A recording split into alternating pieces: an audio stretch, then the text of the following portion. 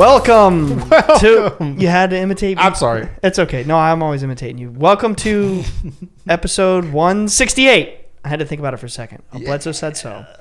We have a very special guest here today, Amy Westmoreland, a returning guest from episode 85, for those who want to catch up on our last conversation, from Illuminating Joy. Amy, welcome. Welcome. Thank you for having me. And you're in person this time. I am. Did you know? I did. I did not travel here out of my body. I don't know. I mean, Alex did have a funny dream last night. I thought that was too good to not talk about on the show. Wait, you had a funny dream? Yeah, I did. I had a very vivid dream. Tell me all about it. About Amy and Ryan. Bro, he walks in the door and he sits down. He just kind of... Oh, yeah, you missed that. I'm not going to tell your dream, but he pauses for a second and he goes... Amy, can I ask you a personal question? He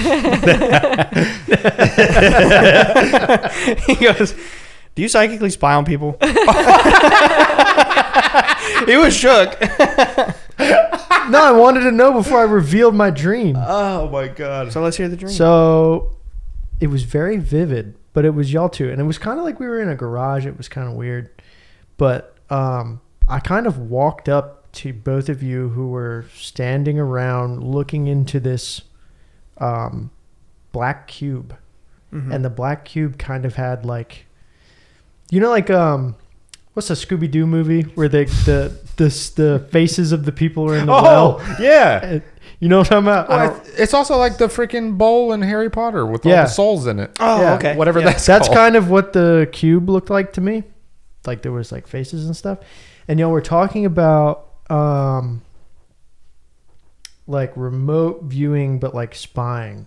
And then you were talking about being met. That sounds like us. Yeah, yeah, it does. We've remote viewed together. Yeah. Well, that's crazy because so anyway, you were talking about being met with some sort of resistance, like some counter spying. Like you were talking to each other about like, oh, they like almost caught us. We were doing, and then it kind of, I woke up and I was like, I have to tell them, because like I remembered it clear, and I didn't write it down, but I wrote it down in my mind. I'm like, I cannot forget to tell them this, and so I carried it with me all day at work, and then I was like, all right, got to tell her. That's bizarre. That's really, especially last night we did a Discord live event, and Amy made an appearance. It was so much fun. Yeah. And y'all were talking about dreaming about each other while you were at Monroe. Yeah. Like that's the first thing that I thought about with that. So maybe you picked up on some. Yeah, that's interesting. Yeah, I had a dream when we were there for Creator Gateway, and you and I were at a casino. Right.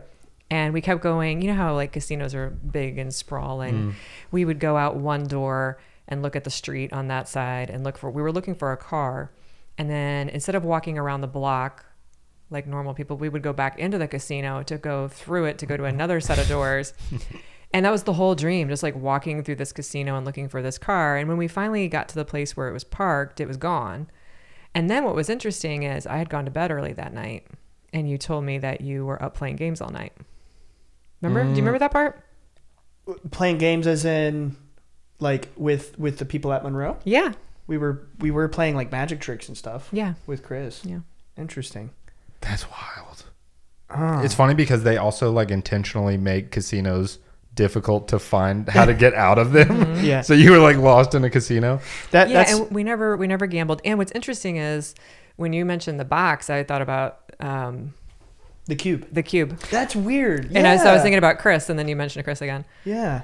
What are you talking about? The cube in the desert. The cube in the desert. I don't want to go into it because when Chris, it's a special thing. Yeah, it's like a psychological game, but it's like back in the day it was really used as like psychological evaluations. Mm-hmm. So I can't tell you what it is because then when we actually do it, it would ruin it. It'll ruin it. Yeah. Yeah, but it's like a really fascinating thing that we were all doing. And you're saying we're gonna play this game? Well, it's really not a game. It's like a genuine like psychological test, but it's fun because it's like so detailed and so like thorough that it's. But you can win. No, it's like a. You need this very eval. Accurate. You need a psych eval stat. But yeah, no, it's crazy accurate, and we were playing it that night, and that is weird that you say that because it had to do with cars and cubes. Yeah, cars and cubes, and I didn't get mine done that night. I got it done later because I missed it. Mm-hmm. And it was super accurate. And yeah, you don't want to be spoiled for it. Yeah, The cube was sitting on top of the car. Did I say that? That's say even that? weirder. Was it really? Yes, it was like a car, and Oh, then this- on the roof of the car, the cube was sitting on it, and you both were like, You might No, be. you didn't say peering. that. That's you crazy. might be remote viewing when Chris is going to be here, Yo. and he's gonna maybe give that to you. Interesting. Yo. Interesting. That's really wild. What did you do last night? Ate nachos and went to sleep. That's the secret. Yeah, it's the nachos. So I haven't explicitly said this yet, but back when in June when I was invited to go to Monroe, Amy was there. I might have said that on By happenstance too, right? by happenstance. Like neither of you knew the other was going to be there. Right. Correct. How incredible. Amazing. Also, like She was the first person I recognized. Like I got there pretty late because I had like a 6-hour drive, and I guess a lot of people flew, and I was one of the last to show up. And when I walked in the door, I was being like toured around the facility, and like, here's your room, here's the kitchen. They kind of like take you on a tour and walk you through everything. And I just saw everybody in the room, and I saw Amy, and immediately I was like, I'm gonna catch up with you. I see you. I didn't know she was gonna be there, and I was like, in my head, I was like, oh my god, it's Amy. That's And crazy. there was a couple other people I recognized later, but yeah. So I figured, they, being the audience, would love to hear like some of your kind of takes from what went down, and not to mention you've been to Monroe over 20 times. that's a lot. That's Yeah. awesome. Oh, I live like an hour and a half away, so I don't have to fly. I can just drive. It's really nice. Yeah, and it's interesting. The night before I went to that program, I was getting into bed, and I literally had a thought, Ryan's going to be there. Yeah, you told me that. It just popped into my head. And so No. I knew you were going to be there when I showed up, and I took a sneak peek at the list. Right. What? She was also Emily's roommate the first time. right. Which is like I was not your roommate, though. yeah, but you did have a roommate, and I didn't have a roommate, so you lucked out there. But yeah, so that was like your 15th trip to Monroe, and how many times had you done Gateway at that point? I'd only done it once, so this was my second time doing Gateway, and I plan to take it a third time. Really? Do you have a favorite class of the ones that you've done, or a favorite? What do they call them? Course. So I would definitely take Heartline a second time, and Exploration 27 I would take a second time. And I just took Exploration 27 like the week or two before Gateway. Well, what's that like? Exploration 27. I mean, have you been to Focus 27 yet? No. Oh my gosh. I don't I didn't even know that was a thing. Yeah. It's incredible. It's probably my favorite focus level. Yeah. It's really expanded. You're really expanded. So the first time I did it, they sort of like ramp you up for it. Okay. And there's a lot of really cool stuff there. They call it the park. And it has like a lot of places you can visit, and I don't know how to describe it, but it's one of the places I have the most visuals. I can see very clearly there Okay. and do things. And I personally see it as like as above, so below, as within, so without. Like you can do things there, and it will manifest here. Interesting. I know Emily did Focus 27, and it like completely rocked her world. Was that when you were her roommate? Yeah, 27 is. You guys did 27? Yeah, 27 is. I mean, none of them are better or worse than the other. All the focus levels are just different, but it's one of my favorite places, and they don't even have it in the Expand app for 27. It's, Interesting. I have the special. I don't know how to describe it, but Is it like an advanced focus level, or is that even a thing, really? well, I don't think of it like as advanced. I think it's a little more, and this is just my personal opinion about it. the park. The park, yeah, read about it. Okay. It says an afterlife area created by humans often resembling physical Earth environments. Oh, I remember them talking about this.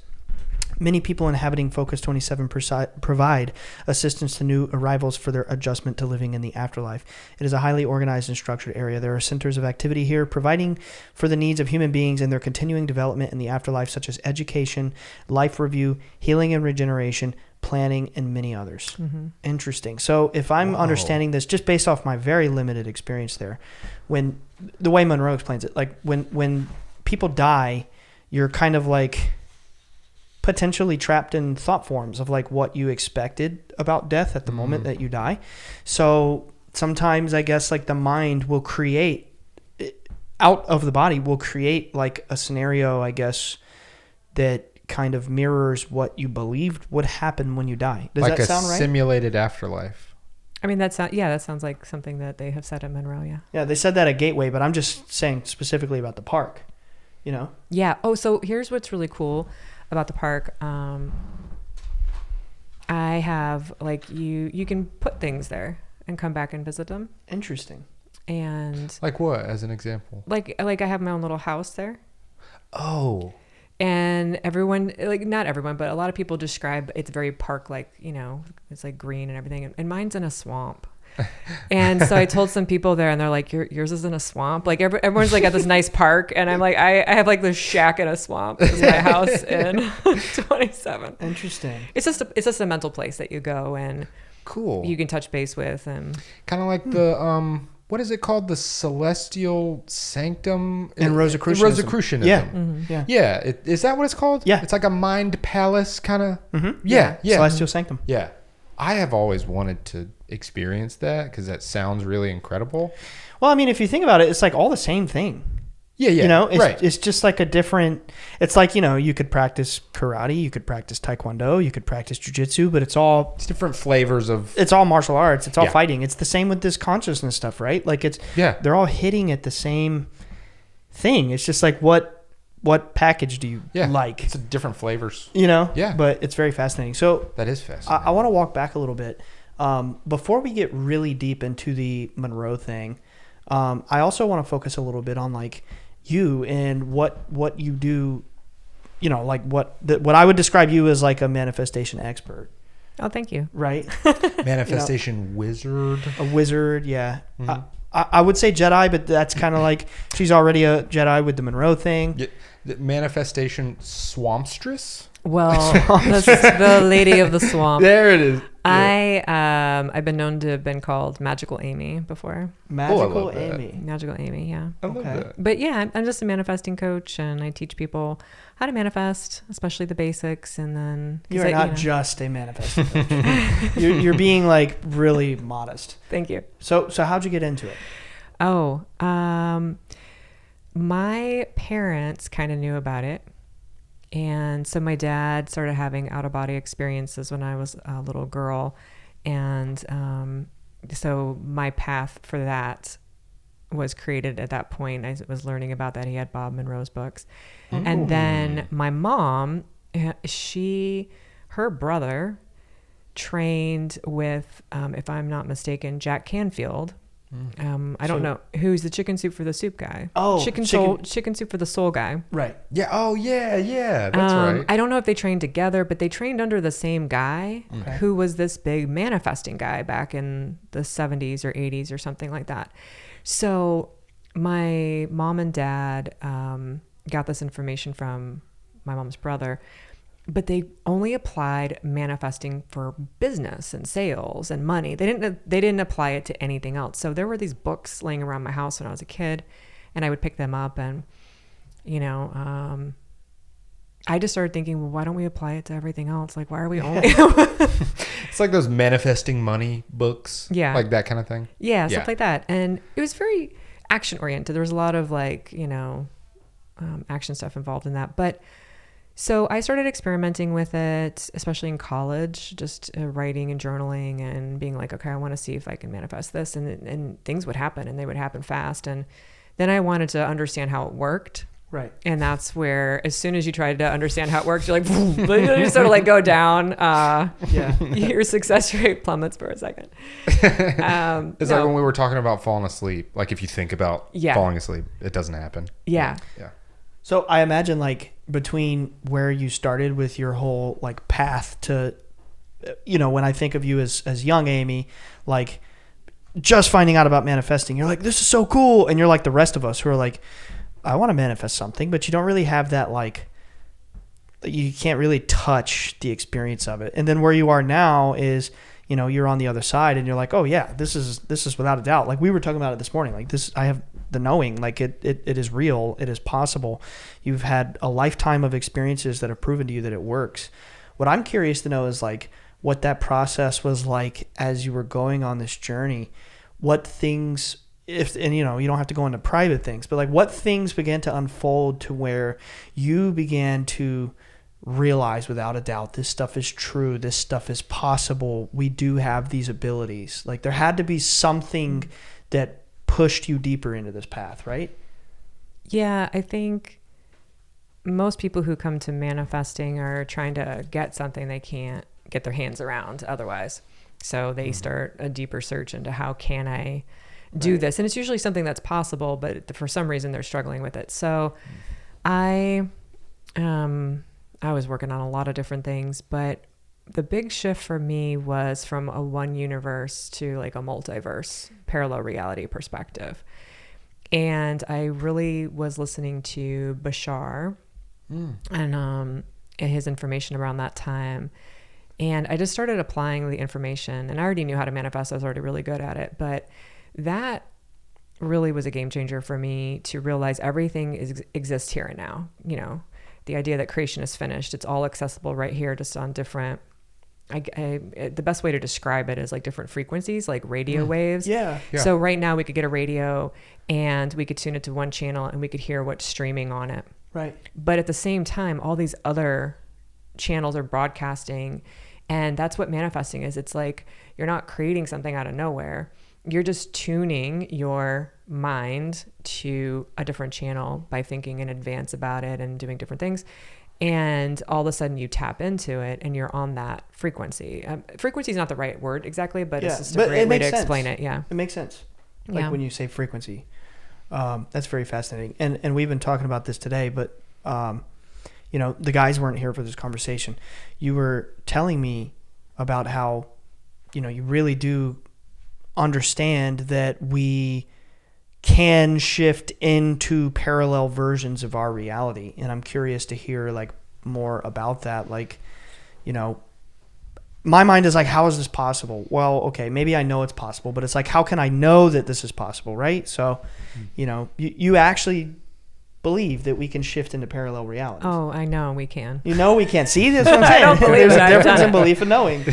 So one thing I do like to always say to listeners and anyone who's is interested in this topic is it's very difficult for anyone to prove it to you. Right. And you experiment for yourself, you have the experience, and then you know it. Right. It's firsthand experience. So I took that leap and I intended for it. I was like, I want to see what this is like. I had a theory about it, and I was listening to Bashar's information. I followed his instructions at that time, and suddenly I was experiencing things that didn't line up with my previous reality. Interesting. Yeah. And it was significant enough to be noticeable, not something like, oh, we don't remember having the same conversation yesterday. It was things that were drastically different very quickly. Enough for you to be like, this is strange. It's not tiny little minor things. It's correct. Some somewhat significant things. Yeah. Things that I was like, wow, that was totally different like an hour ago or yesterday. And could it have been done that fast? And so, but I had multiple experiences within about a 2-year time frame. I just kept going for it. I'm like, I want to know. I want to see. And then I started experiencing, sometimes you'll shift with people and you'll have the same memory, but only like 2 of you will have the same memory and no one else does. Other times I've even had an experience with someone who does this. And she's what do you mean she does this? She knows how to shift realities. Wow. Oh, does it intentionally? Yeah. And she's a really good manifester. Wow. This was like over 10 years ago. And we started talking about something that we had talked about many, many, many, many times. Not once. We had 20, 30, 40 conversations about this thing. Wow. And our memories were no longer in sync. And it wasn't just that we were remembering the conversation wrong. The entire scenario was completely different. No way. And I was explaining to her, I'm like, your scenario was like this. And she goes, it's never been like that. It's always been like this. And we were, very honest with each other. And we were like, oh my God, like we've moved into different realities. So there's all this like weird stuff that starts to happen. And one of the best ways to have this experience, if you want it, is just to intend for it. And the first couple times it's pretty gentle. There's been nothing horrible has ever happened. I've never had a horrible experience with it, but it can be, at first you're like, okay, that's pretty interesting. And then you have another one and then another one. And then all of a sudden you're just like, oh, okay, yeah, this is a totally different target than the one I was at yesterday, you know, like. Is it like ramping up in intensity as you're experiencing this for the first few times? It's more like noticeable. Yeah, it ramps up in noticeability. And then, I mean, sometimes it's been super trippy. Yeah, I feel like I've experienced things like this in my life where it's like, no, we've talked about this before. I know it was this thing, and all of a sudden it's different. My whole life I've known something is different. I'm not talking about like what's it called? The Mandela effect or whatever. Yeah, I was going to ask about that. That's a different thing, but I mean, kind of the same also. Yeah. But I mean things with my personal life. So I'm really fascinated by this. And the thought that you could like train yourself to do it. Well, I actually, I'm very excited now when it happens, because I know a lot of times when I'm manifesting something, that is a signal to me that I've shifted into a reality where it's more accessible to me, or it's easier for me to get. Oh. Yeah. So sometimes I had 3 the other day. I was like, oh, three things in one day. Like there is a pharmacy right near my house, and I drove by, and then they like had pulled the signs down and closed the doors, and it's like gone. I mean, the building is there, but and then this was like overnight, and I'm like, okay, well, I guess they could do that overnight, but Yeah. you know, I was just in there. It's really strange. I'm like, no big deal. So then I go to the mall, and I had just been there, and I walk in the store, and I'm like, wait, this was clothing for women. Now there's like teenager clothing in here. And I went up to the lady. I'm like, when did you guys open? She's like, oh, we just opened the other day. And I'm like, I was just in here and it was a different store, like completely fully functioning. Like, and then I don't remember what the third thing was, but. Ooh, that's kind of is it like feel creepy at all or eerie? There's always like an explanation, because what happens is when you move to the new reality, there is a different history. Right. It's not like just the present is different. The entire history of that reality is also different. Yeah.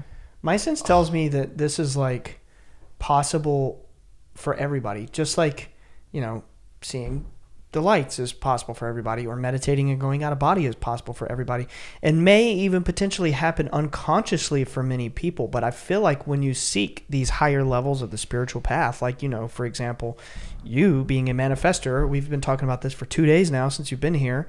It's like obviously a very, like what we do in our fields is, it has such a big overlap, and, you know, immersing yourself in the manifesting world is such a very blatantly deeply spiritual thing that you kind of like are going down this path of like that, like you were telling me this morning, this awareness. It's like the more you have these synchronicities, the more you have these shifts in your reality, it's like your awareness is increasing, right? I feel like the deeper you go on this path, it has to be likely that you could maybe consciously do this more. What do you think about that? Yeah. Well, that is what I'm working on in this lifetime, is just how far can I go with it consciously? Yeah. And people come to me all the time, and then they're like, I really want to manifest this, but can I do it deliberately? I'm like, yep. But can I do it on purpose? Yep. But can I do it while I'm aware? Like, can I try to fall asleep on purpose? Yeah. Right. Yeah, you can. Because they're worried, like, you know, if I try to do it on purpose, is that going to interfere? But it's, I think one of the fun things about this particular physical reality is we get to wake up to that and find out that we can do this more. It's like being on autopilot, like, and then all of a sudden you're like, oh, I can drive the car. I can drive it manually. Oh, I can go faster. Oh, I can go slower. Like, and then realizing you can have the conscious control over something that you just sort of woke up to one day, and you're like, oh, hey, I'm alive. I don't know what's happening. Yeah. And so I'm sure that comes with like a lot of practice and training yourself and remembering the feeling of doing it. And because when you tell me about what I've heard about the focus levels in Monroe, it's like once you learn a focus level, you can kind of remember the feeling of it and access it again quicker, or, you know, maybe not like instantly. I don't know how it works, but that is how it works. It's like an instant, like you you remember the feeling of it, and you then can be in tune with it. Yeah. Okay, that's a good way to put it. In tune with it. So, doing those kinds of things intentionally is really kind of magical. It's something that I want to get. I really want to try to be able to do something like that. Well, we're on the path. Yeah. I know. We got to wait out the 3D daily life part of it until our time. I'm really excited. We did say this on an episode before, but we are having a creation station come up for the BSS group, so it'll be in December, and we get to have a little private Monroe experience virtually. But back to your metaphor about like first you're on autopilot and then you're driving the car consciously, Good right? metaphor. It really is, good. right? Yeah. But then I'll take you one step further. The more you consciously drive the car, you get so good and so comfortable with it that now you can drive at that higher level on autopilot. Yeah. I actually I was doing a live for some of my Instagram subscribers last week, I think, and I told them that I'm like, if you want to level up with your money or an area of your life that you've been struggling with, it's on autopilot. You have to take it off of autopilot and manually drive it, and you're going to sort of suck at it at first. And then when you master that area, put it back on autopilot. Interesting. Wow. Autopilot works for you, against you, and for you, because it's neutral. It does. Yeah. That seems like what my experience was moving here. Yeah. I had been like focusing and manifesting that, not maybe sometimes intentionally and others not so intentionally. And when it finally happened, it was like the most out of nowhere. This can't be real. It felt like a reality shift, and maybe it was. I mean, it definitely was. We have actually like jokingly said a few times, like, this is a different reality. It's a different life completely for all of us. It is. And it was very, very, very hard at first. Yeah. For a while. And just recently it's getting to the point where I feel like I can put it back on autopilot and just ride it. Yeah. But for a while it was tough. Dude, that was like a reality shift because like 3 weeks after you moved here, I bought a house and moved too. Like we literally uprooted our lives at the same time. It's crazy. Like it was a shift for our whole group. Yeah. So talking about shifting realities, I kind of feel I believe like it. Well, I want to say too, one of the most interesting ones I had recently, it was in March or April, because I think that sometimes people will hear like, oh, the store changed. And even when it happens, you're like, well, that could have happened, but it just seems like out of nowhere, right? You're not expecting it. There's no, nothing leading up to it. And just boom. So I was sitting, this was really trippy for me. I was sitting in my living room and I could see out my front window, and my neighbor has a like 5-year-old granddaughter, and she was visiting. And I saw them come out the front door of the house and walk down the sidewalk. And I don't know what caused me to do it, but like a minute later I looked up and I saw them come out the front door and walk down the sidewalk. And they never walked back because I could see like out of my vision there. And I was like, what was that? Like what? Yeah. And she was holding this little bunny rabbit thing under her arm, this little stuffed animal. And I remember thinking like they were walking in the same position. Ooh. It was super trippy. Oof. Interesting. That's literally like the glitch in the Matrix scene with the cat. And that's her favorite movie too. Oh, it is? We woke up this morning and we had our cup of coffee and we sat there and we just talked all about this stuff. And like we kind of figured out, like, she brought up the Matrix. I was like, that's my favorite movie. That's my favorite movie. And, we were relating to everything about the Matrix. But I still haven't been able to bring myself to watch the fourth one.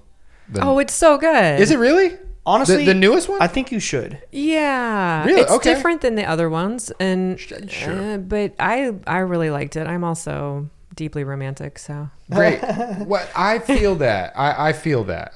Full disclosure, I didn't like it, but I don't think that like means that you shouldn't watch it. I have my specific reasons for not liking it, but I think it deserves a watch. It deserves. Okay. It absolutely deserves a watch. Yeah. It's in a different.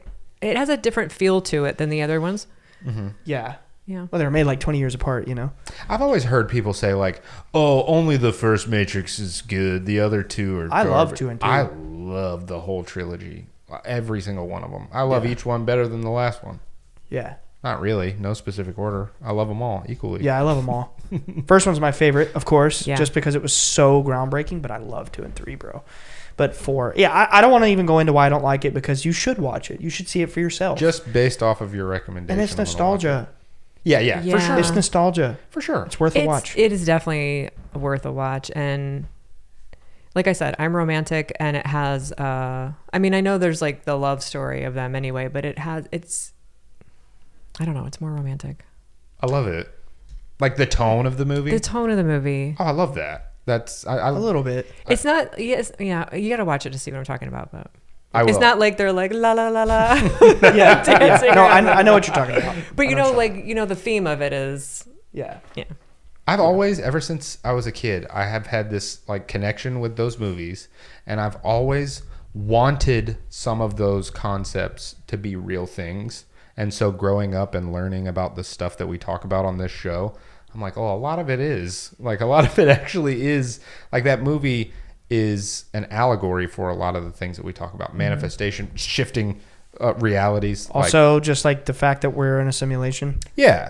Maybe it's a spiritual simulation, but it's still, I mean, it's not robots on the other side. Exactly. Like Plato said it was a cave. It's always something All different. the mystery schools said, it was a, remember, I got tickled when you said that word at lunch today. oh yeah, mystery schools, yeah. Because it's something we talk about a lot on the show. But we were talking this morning, we were having our coffee. I'm just like sitting there, just asking her all these questions, and something that she was telling me that was really blowing my mind, and I'd love to get your take on this and how you came to this understanding, Amy. But she was telling me like something, it was almost 12 hours ago at this point, because it was this morning. I can only paraphrase, but she said something to the effect of like, the more you become aware, you start to manifest things. You start to kind of get that proof that reality can be altered. You shift into parallel realities. The more this happens, she's like, you eventually kind of awaken to the truth. And I'm like, well, what's the truth to you? What's the truth? Mm-hmm. And she's like, well, it's, we're kind of in a simulation. It is. And I was That's like, the only explanation. It's the only thing that makes sense. Nothing else makes sense to me now. Yeah. It's like I would almost want to say test, but it's like that sounds kind of formal and a little intimidating, but it kind of is like a quote unquote test. But it's more like God, quote unquote, just consciousness in general is like creating a simulation for itself to experience itself. And we are itself. Yes, exactly. To experience itself through infinite different lenses. Yeah. Kind of thing. And that's like so hard to explain. It's hard to like comprehend. Well, yeah, let alone explain. Yeah. But thought transmission really leans into that. We were talking last night in the live about the bubble gun. Right. Yeah. And so something that does happen for me at Monroe when I'm there is, because we're in similar energies with other people, and we're in that group setting and people are sharing, we're debriefing after our meditations, you'll often find out that it's very easy to share thoughts, to share images. And to me, that is like that one consciousness. Mm-hmm. Like we're all really connected. And I think, and this is just my best guess, the reason more people aren't aware of that on a bigger level is because we don't share our thoughts. Yeah. Like with the person at the grocery store, we're not like having a thought about the person and then we tell them. We're like, we keep it to ourselves. Mm-hmm. Whereas when we go there and we are sharing, we're actually encouraged to share. We're encouraged to share. And it's a safe environment for that. Yeah. So you almost like kind of sync up a little bit in a way. A lot of it. A lot of way. A lot of it. A lot of way. Because it's part of the program, right? You go through it's like this. I haven't done it virtual, but you've done virtual, right? I've done 2 virtually there. Yeah. Is it pretty similar, the schedule? You're done by 6. Right, but I mean meditation, debrief, thing like that. Okay. So it's like we do the meditations, obviously separately. And then it's like as soon as that's over, okay, everybody meet up. Let's talk about it. And everybody's like, non-judgmental, like everybody's sharing what happened. And by the end of the week, everyone's like, dude, I saw you. You had a message for me. Amy's like, I saw you. We were chasing a car, and I'm like, holy shit, Marco, I saw your face, dude, and you had a message for me. And it's like everybody's kind of connecting, and it's like as it goes on, the more everybody kind of meshes together, and then by the end of it, we're all out, you know, kind of dancing by the crystal. But yeah, so we didn't tell the bubblegum story yet, did we? not on the show, no. only on the live. So we actually have recording. This has been recorded. I don't know if anyone's released it yet, but this is when we had all of our cameras up during the debrief. So like 7 people have it recorded. Oh, so then I have it recorded. Yeah, I haven't even got a chance Thanks to look for at that reminding footage. me that we recorded the debrief because I forgot. Yeah, I think I forgot too. I forgot, actually. I could use that somehow. So when we were there at Monroe, like normally, I just want to say, in case you're interested in going to Monroe, to the audience, that doesn't happen. There's not recording, and people aren't taking photos of you, so you do have your privacy. Right. Gotcha. I have done a 3-part series. Like, you explained that. Yeah, Okay, like good. explaining, like, this is the first time ever people do not come here and record. This is not a thing. This was a special exception. Yeah. So Yeah. it is totally private. So that's why we forgot we recorded it. And Right. so Ignacio had come into one of my meditations and handed me a note, and he didn't tell me nothing. He didn't say a word about it. And as soon as I came out of it, I walked up to him. I'm like, you came into my meditation, I handed me a note. And he goes, yes. And I'm like, yeah, I know you did. And then he had gotten it. I don't know if he got like in meditation, but he decided he wanted me to say the word bubblegum. But he didn't tell her this. But he didn't tell me. He didn't tell He was anybody. like sending it out there. I want Amy to say bubblegum. Right? Like as an experiment. Yeah. And he did it towards, I think, the beginning of the week. And I mean, I was not going to say that word. There was no reason way. for me to say bubblegum. Yeah. And what's super fascinating is we only recorded one debrief. Right. And it happened to be this one. And we were talking about it. And I had brought a blowing bubbles bubble gun. Right. And it's battery operated. And I had mentioned it to him, and I said the word bubble. And so he finally told me, he's like, well, I was trying to get you to say bubble gum, but bubble's enough. So we're talking about it in the group, to the whole group. And me and Ignacio didn't even realize I was saying bubble gun. One letter off. And he was in bubble gum, like someone else pointed it out. And Sean Webb did it. Sean Webb, we're in the like, group oh text. my God. Oh, really? You Yeah. guys didn't even No. pick up on it? Dude, weeks later, like no, No just a few way. weeks ago, like from today, it's been almost 3 months now. Just a few weeks ago, Sean Webb, that's the Mind Hacking Happiness author. You know, we right, have his yeah, book. yeah.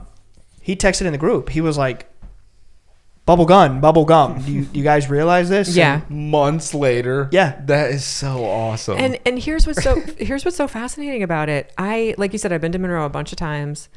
I have never once thought to bring a bubble gun. Why would I do that? And I, for some reason, was like packing, and I saw it. And I had not even looked at it in a year, and I'm like, let me put this in my bag. This is a great idea. And then one afternoon, I was like, let me go blow some bubbles, and I don't know, because we were filming content. I thought maybe I could do something with that. And then I realized, it needs batteries. So I had to go find the staff and be like, do you have any batteries? And they pulled them out of a clock. And I mean, it was like a whole ordeal. Yeah. And for him to then be like trying to get me to say bubblegum. Right. It was super strange. So wild. Yeah, it's like it's crazy when you think about like how we were all sending these ideas out to each other. Like I'm going to tell the story. I cannot remember which one in the group told me this story. And maybe I can find out if I probe the group later. But someone was telling me that they had worked with another person that was in our group, and they were like, I want to see. No. I'm sorry. Let me walk it back. I'm going to take a step back. I remember now. You who really it was. did it. I remember who it You was. did. I'm rewinding. Okay. So Chris has a friend named Nelson. Yeah. Nelson was supposed to be at our group. Yeah, but he went later. Yes, he went a week later. His name is Nelson Dellis. He is an amazing guy, and we're like in communication with each other, and he's a brilliant individual. He's like literally five-time champion in the U.S. of like memory competitions. Like, he is a brilliant guy. And, Chris is a magician. I'm bottom So 5. I'm not on the list. Oh, dude, I'm on a different list. Completely. But no, he's a brilliant guy. Chris is a magician, so he has all these. That's close. You have like magician, mentalism, memory. That he has all these kinds of different people in these different fields, and totally. And Nelson reached out to me because he like knew about me because Chris and I were there together. So he watched our series. He went the week after, and then he watched our series. Cool. So he messaged me, and we got on a phone call. We got to talking, and he was like, dude, I did an experiment there. You might not know this story. He was like, I did an experiment there with another person who obviously I don't know in the group. And he was like, and we had the idea, I want to see you in your room when we're meditating. If you want to write something down on a piece of paper. So Nelson was like, I want to try to, or she was like, read my paper. Right? Dude, I don't remember the numbers, but she put like a little sticky note on her desk and wrote a sequence of numbers. He told me the numbers. Obviously, I cannot remember the numbers. Oh, sure. They just posted this. Did they? It was Nelson, right? Yeah. Yeah, I just heard the story. Nelson, yeah, he posted something about it the other day. It was a really cool story. He read, in when he was out of body, right? He read every single number, but the last number was blurry. Yeah. And he not shouted. He stated the sequence to her after the meditation, and she was like, dude. Oh, my God. That was it. But the last number was blurry. Yeah. The remote viewing stuff is particularly mind-blowing to me because I don't think I've ever experienced that, and it just sounds like so wild. He saw the clutter on her desk. Wow. Like specifically the way it was arranged and everything. I took remote viewing a couple of years ago, and I think it was in early 2020, and I was able to teach my family how to do it in like 20 minutes after that, and they all hit the target. It was astonishing. Yeah. We all have that ability. It's easy. It's so easy. You just have to know what it is and how to do it, and then it's mind-boggling how I happen to accurate have 20 minutes. I will teach you. We can use the random generator, picture generator. Yeah, no, it is. It's very easy. And it's like, the only reason it would be hard is because if you like inject doubt.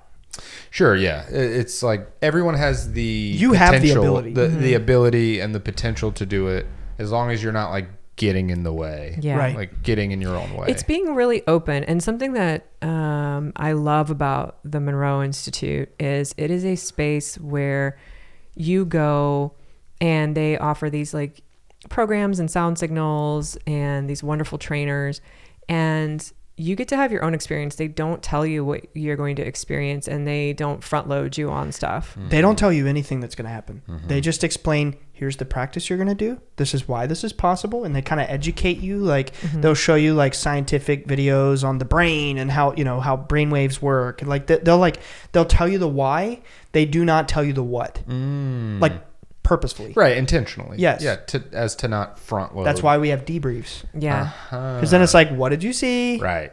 Right.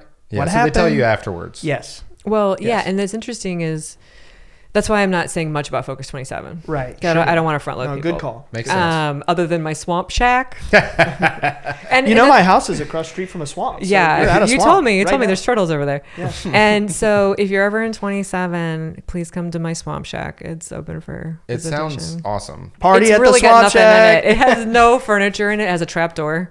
What? Yeah, it's really weird. It has a trap door, mine, and it's like I can open it and go to the center of the earth and like visit like a trampoline. And anyway, that sounds awesome. Alex bringing nachos. Yeah. That sounds awesome. Trapdoor, mine. Yeah. We're gonna party at the shack. Yeah. So, gosh, what were we talking about? Your trapdoor. Is there a sign that says Amy's trapdoor? Just 27 in general. Just no. It's just like it's almost like it's not very big. It's just one room. It's about the size of this room actually, but it reminds me of like a fishing shack where they go sit over the ice. Yeah. Except I do have a wood floor, thank God, and it's not cold. And I go in there and it's just empty, and I'm like, wow, I should put some fake furniture, some mental furniture in here or something. Yeah. And I do have a map on the wall, which was added, but A map of what? Oh, I was working on a manifestation and in 27. And so I was mapping it. And so apparently when I go in there, my mind projects a map of what it looks like. No Interesting. Kind of looks like a labyrinth sort of thing.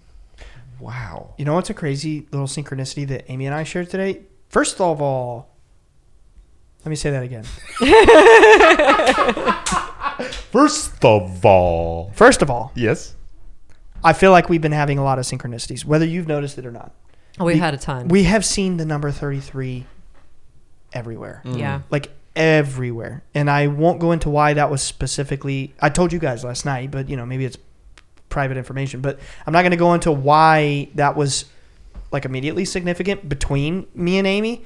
But license plates, we saw 3 or 4 of them on the road today. Yeah, and I hit 33,000 followers on Instagram yesterday. Like right when Congrats. On the road. Yeah. She hit. Yep. What is the Instagram? While we're talking about it. Oh, it's Illuminating Joy. Duh, Alex. And the YouTube. Yeah. And I just said that at the 33rd second. Nuh-uh. Yeah, I did. Yeah, but So before I had my dream about you guys, I Uh-oh. was eating nachos, watching Bob's Burgers, and just the next chronological one that was in the queue. And in the show, they walk out onto the street, and the address of the place that they're in front of is 333. Come Wow. on. But And think then I about went to that. sleep, and then And then he had y'all a were dream there. about y'all who have been having synchronicities, seeing Yeah. 33 everywhere. Yeah. What's happening? Well, dude, like that's crazy because she was at like 32.9 9, yeah. thousand followers on the road, and then she gets here And I hit 33. Like, and she hit 33. And it's just like there's a couple other things. Like I said, it's like Oh, the Labyrinth movie? Oh, Labyrinth movie, yeah. So we're at the beach today looking for seashells and stuff, and she goes, "Why did you even bring up Labyrinth?" How did it come up? Oh, well, just I brought just it- I just oh. posted about it recently, but yeah. No, I know what you said. You said I'm like the little peddler from the Labyrinth. Oh, that's right. I was picking up seashells, and What's his name? I was holding this huge pile of them in my hands. Hoggle? I think it's Hoggle. And I was like, I'm like the little guy from Labyrinth with his bubbles, like my bubbles. And I was like, dude, you have no idea. 2 weeks ago, I just watched Labyrinth for the first time. Remember we talked about Right, yeah, we because did. Emily was here. Oh, it's one of my Amy favorites. and Emily, they couldn't line up to be here together. Yeah. When we were growing up as kids, Emily's like literal favorite movie was The Labyrinth. And I'm 3 years older, so I would walk by and I'd kind of tease her like, this movie's stupid, it looks dumb, like it looked David really Bowie weird. dancing is not stupid. Yeah. Well, I was like a Let 'em know. 15-year-old boy watching like anime and martial arts stuff. So I was like, this is weird. And I'd be walking by. She's watched it hundreds of times, and I thought it was so ridiculous. And 2 weeks ago, she was here, and she was like, I want to watch The Labyrinth with you. And I was like, let's turn it on. And I loved it. I really loved it, and I thought it was hilarious. And it was just kind of this like wholesome thing between me and my sister. I finally watched The Labyrinth with her. Aww. And that's like one of her favorite movies too. And Well, first of all, it's just Labyrinth, but that's okay. hey, hey, Let him know. That's okay. I call it The Target. I'm so it's fine. illuminating shame. Oh, You gotta start an Instagram illuminating shame. Yeah, it's just pictures of me frowning. No, but I do want to say I posted about it, I think it was last week for my subscribers on Instagram because I was talking about taking your power back from circumstances, from beliefs, fears, the past, things that when you're manifesting. Because these things, we think they have power, but they don't. And I was doing a live and one of the people was like, oh, it's like Labyrinth at the end of the movie. Yeah. And so I was posting about that. But yeah, it's like you have no power over me. So that's something that I use frequently because I love that movie. That movie was so occult. Dude, Yeah. we didn't even talk about that. No. Dude, I her mean, really- her dog's name was Merlin, right? Yeah. I've seen the movie once. Was it a while ago? No, it was a while ago. You should watch it again. It's within like probably 5 years or You so. But you should watch it like with the lens of like this movie's a cult. I will do Dude, that. her dog's name is Merlin, like in the real world, and then she goes like into Labyrinth. I'm not gonna say the. Illuminating shame. Yeah, she goes into Labyrinth, and her dog somehow comes with her. but his name is Ambrosius. Do you remember? That's the real historical figure that Merlin was based on. Yeah. Oh my God. And there's like all kinds of stuff like that. Yeah, and there's William the Worm. Is it that is the name, William? I think he's so. Yeah, there's like she has little dolls of like King Arthur, Lancelot, Yeah. Percival, and there's obviously like occult symbols and like concepts. At one point, there's like an Eyes Wide Shut party where she's like being tortured in this kind of like hellish sequence with people with masks, and they're like trying to seduce her. You know, it's got a little bit of like a dark undertone, but it's totally light. does. Yeah. You know, it's like kind of lighthearted. Yeah. But Ultimately. It's like sexy Muppets. Yeah, it is. It is. And it's Jim Henson too. So like, it's I was gonna say, isn't it Jim Henson? It is literally Muppets. Yeah, sexy Muppets. Yeah, It's but- only. Is it only sexy because David Bowie's there though? 100%. He wasn't at the party, was he? With that, Yeah. and he's was? in like a. Yeah. He's in like a leotard too, isn't he? Yeah, I actually dressed as David Bowie a couple years ago, full for Halloween. I'll post some pictures. Did you for have me. the poof? I had the poof. Let's. I wore go. I even put the cod piece in. Let's Yeah. go. Emily started showing me like pictures online of couples that'll do like costumes. Like one of them that's common is like it'll be a married couple, and it's like the dad is like, you know, the David Bowie character. I can't remember his name. What's his name? The Goblin King. The Goblin King. Yeah. Jareth. Jareth. Yeah. Jareth. The dad is like dressed as Jareth. The mom is dressed as like the main character. I can't remember her name either. And then the baby is dressed as like the worm. Yeah. It's like a common like family. I do remember it being funny. No, it was great. And they have like the singing but what I really love, and this is just going to tie it all back to manifesting and everything. She makes a wish. Take my brother, right. and poof, he's gone. And she's like, uh-oh. Yeah. I was thinking about that. Yeah. Like this manifestation. She got her wish. And then she goes through this elaborate labyrinth of, you know, trial and error trying to get him back. And then how she actually gets him back is the same way that Dorothy gets back from Oz. Yeah. Which is realizing she's had the power all along. The labyrinth was an illusion. She has the Wizard of Oz book in her room. Yes. She has the actual Wizard of Oz book. Yeah. It's like telling you, like, Get out. Yeah. So it's interesting because like in manifesting, when people come to me, and I have to go through it myself too. So when they come to me, they're like, I really want to manifest this, but, and they list like 10 reasons. I'm like, those 10 reasons are an illusion. So I'm working with them to release the illusion, and because we are the power. right. Everything is possible. Yeah. And you don't even have to believe anything and everything is possible to get what you want. But once you start to wake up, going back to that, once you start to wake up and so you start manifesting more and more, and you start parallel reality shifting, and you start seeing things that shouldn't be happening based on your original understanding of how reality works, it does become fun. It becomes like a game. Right. I get frustrated because I'm like, I should be able How to far do this can I push faster. this? Yeah. But yeah, it's you wake up to the truth. Now, I don't know the ultimate truth. You know, Darn shucks. what's beyond this, I don't know. But I do know that in this realm that we can, you know, shift into a space where we can have what we want. Right. Do you have a hunch of what comes I have after? a couple of theories. Yeah. Yeah, I have the theory like you were talking about, we're all different aspects of God. But I have other theories that are not as friendly. Positive. Whoa. She really hung on that for a second. Friendly. No, I'm kidding. No, I do think it's that. I think it is. Makes sense. I think it's God experiencing herself. Yeah. Himself. Their self. Yeah. All of it. All of it. It's yeah. everything. Ourself. We're God experiencing Yeah. ourselves. Ourself. Yeah. It's There you we. Go. There you go. It's Yeah. us. That feels right to me. And it's also what's in Lord of the Rings, so. Well, I mean, it's also Yeah. in like every ancient, True. you know, tradition. True. Yeah. And so, yeah, back to bubblegum. It's like when you start to realize, well, wait a minute. And it's not just in meditation. So you can have this experience of people, like I teach this thought transmission outside of meditating as well. And it's just as vivid and real where it's not sharing that information. It's like you start to realize like, well, how is this possible? Yeah. That we're like, how did I know of all the people in the world that Ignacio walked into my meditation? I saw him. I was doing something else. I'm always doing something when I meditate. And he comes in, hands me a note, and I'm like, okay. And if, you know, I hadn't been in this world for a long time, I might have thought, well, I'm never going to say that. It sounds like I'm crazy. But I was like, oh, no, that probably happened. So I went over to him and he's like, yeah. And we had written it down identically. I had a similar thing with Ignacio while we were there. He's very talented. He is. He's very talented. I'm excited to meet him. Yeah. I've heard so much. He's great. And He's great. you'll really resonate with him because he's a musician. That's his main thing. Like he's one of the audio engineers. So he's like like a geek about it. He's like a hardcore pianist. Oh my gosh. Yeah. Anyway, so he did Gateway with us, even though he's like part of Monroe staff. They brought several staff members to go through with us on our side. I don't quite know why they did that, but I'm so glad they did.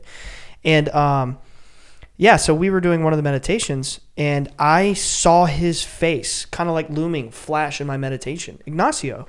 And I was like, huh, okay. And throughout the week I saw other people, but this time I really had a feeling of like seeing Ignacio. And you have to keep in mind, dude, when you're doing these meditations, you're really like trying to experience it. You're trying to like, pay attention and do the instructions they give you, and not necessarily, I'm not like thinking about the other people here. Like, I wonder if they're... Yeah, you're not worried about what everyone else's experience is like or whatever. Exactly. In that moment. I'm not thinking about anybody. Right. So sometimes, people will come in, and he came in and I saw him, and afterwards I told him, and he was like, his eyes lit up and he was like, here's what it was. So we were doing the reball thing at one point, and then eventually, you do it every time. And that's, the energy bubble, the energy balloon is what they call it. And at one point I somehow or another was doing it, and I saw him, or maybe it was that he saw me, but I knew it had something to do with the reball like shimmering. And he said he heard a voice scream at him, Ryan. And while he was experiencing that in the meditation, I was seeing his face, with his energy field shimmering around us. So it was crazy for sure. Oh my goodness. Yeah, and then we talked about this in the live last night, where Marco and I, it was like on a total whim. We were going to our individual rooms, and I looked at him and I'm like, I'm gonna send you an image, draw it. And he's like, okay. And I drew a jellyfish with these like tentacles or whatever, and he drew a spider with these really long tentacle legs. Like he drew what I had drawn, except he called it a spider.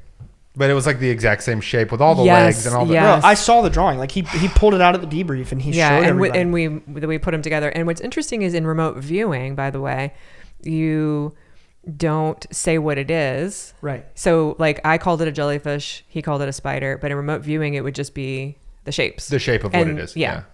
Whoa. So, but that was freaky. When we were at that first store downtown today, I saw this girl had a big jellyfish tattoo on her back. I don't know if you saw it, but I thought that was weird because we had just talked about that last night. Oh no, I didn't notice. It was like a massive jellyfish tattoo. Like it started at her shoulder, and then the tendrils of it, whatever, went all the way down her. She had kind of like a top on where it's like a tank top kind of cut, so you could see. Wait, where were we? The first knick-knack shop. Oh my. Do you think that I'm gonna look at a person in a knick-knack shop? Yeah, no. You're looking at the knick-knacks. They're everywhere. There's thousands of them. I've been there so many times with my wife that I was just kind of walking around, just kind of breezing through and bebopping. Bebopping, and just that tattoo caught my eye because it was the jellyfish, and we had just talked about that story. Or was it a spider? Or was it a spider? But I gotta tell you, that store was amazing. Yeah. I got many knickknacks. And Ryan, you were a trooper. Thank you. If people, I don't know if it will be open during Riverfest. Which place? I'm afraid to say because which shop you talking? Across the street from Ian's shop? No. That place would it be okay open. to say the name of the store? Yeah, they would love that. Edge of Urge. Yeah. Oh yeah. They would love that. Casey and Jenny love that place. Yeah. That place is awesome. It was so cute. I got these cute little ghost magnets. Oh my God. I'll post a picture. Hey, there's another really cool store in town. I cannot even remember the name of it, but me neither. Baker Street, is it? No, that's not downtown. That's Market Street. Oh, this is downtown. Yeah. Okay. Yeah, we went in there. I was just in Baker Street with Jenny a little bit ago. I love it. It's cool. It's so cool. You got the little magician. Yeah, I got the magician matchbox. I got a little alchemy, like a little travel pouch, and at this other place, I got some like ceremonial cacao. It's kind of like a mystical shop, but it's brand new. It's downtown. Cool. It's across from the, you know it? No, I'm just thinking about ceremonial hot chocolate. Well, for the pumpkin marshmallows. yeah. Oh yeah, I saw those. Yeah. I saw those. Do you know what ceremonial cacao is though? It's like a legit like ceremonial thing. No. It's like pure raw cacao. Uh-huh. But when you consume it, it's supposed to give you like intense like euphoria and gratitude and all that. So Oh, so I I bought- noticed you bought two, one for you and one for your wife. Yeah. Thanks. Yeah. Do you want one? I mean, that's She's like, I want to do the I ceremony. could have bought my own. That's okay. yeah, but it's just They have like ceremonial. I think there's ceremonies for everything at this point. You can get ceremonial matcha. You can yeah. get like. But this is like a legit like native thing, That's cool. and I can't remember where it's from. I don't know. What are you What? gigging Did at? you spill? Did you spill your water? I spilled my water all over me. And Alex is just laughing at me. Alec, come on, dude. Keep it together for the My guys. hair is going to cover it. Yeah. You have that luxury. I do have that luxury. So I got to ask. Okay. So we talk about the nature of reality, right? And you tend to think like we do, and a lot of people do. It's not that far of a stretch that this is, it's kind of like I say spiritual because it's, non-dogmatic, but it's like a spiritual simulation, right? Mm-hmm. But that's my question. Like, in your opinion, why can we manifest? I think that we, again, my opinion, that we are... As a master of the craft.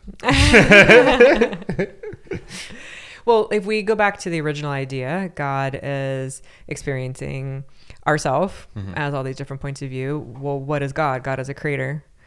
God, so we are many creators. Yeah. And I one thing I really loved from Bashar's teachings is he talks about one of our superpowers is we forget. We forget. If you really think about it, we forget all sorts of things. Yeah. And that's very helpful. Like every previous life before us. Yeah. And why we're here, And I think that's part of this experience. Because if you imagine that we're all one energy and we know everything, then you would have to forget who you are. And so I think it's waking up to who you are. And that's why manifesting works, because it is one of the paths. I don't think it's the only one, but I think it's one of the main paths to waking up to who you are. Yeah. I totally agree. Wow. Which is you're one with everything. Wow. I have never heard it explained like that. Meditation is another path. Yeah. It's like all in the same field, It's like we have mathematicians, we have scientists, but it's all the same kind of, like that's what Who we've been are talking we, about the yeah. last 2 days. Like, we're kind of known for the orb thing and like getting people to be in a state to where they're seeing, external validity of the spirit world. And Yeah. it's like, then she comes around and she's like, well, hey, do you want $1 million? It's possible. You can manifest it. And then you go to Monroe and they're like, do you want to leave your body? But it's all the same thing. It's Right. all the same thing. It's all connected. Different paths to the same destination, sort of Yeah. thing. Same answer, rather. Something like that. It's interesting. Do you get a feeling that manifestation and the like reality shifting thing are almost like synonymous in a way? Yeah. Like you're pulling things from other realities, like the thing you're trying to manifest, you're bringing it here. I think of it more that it's coming from us, projected.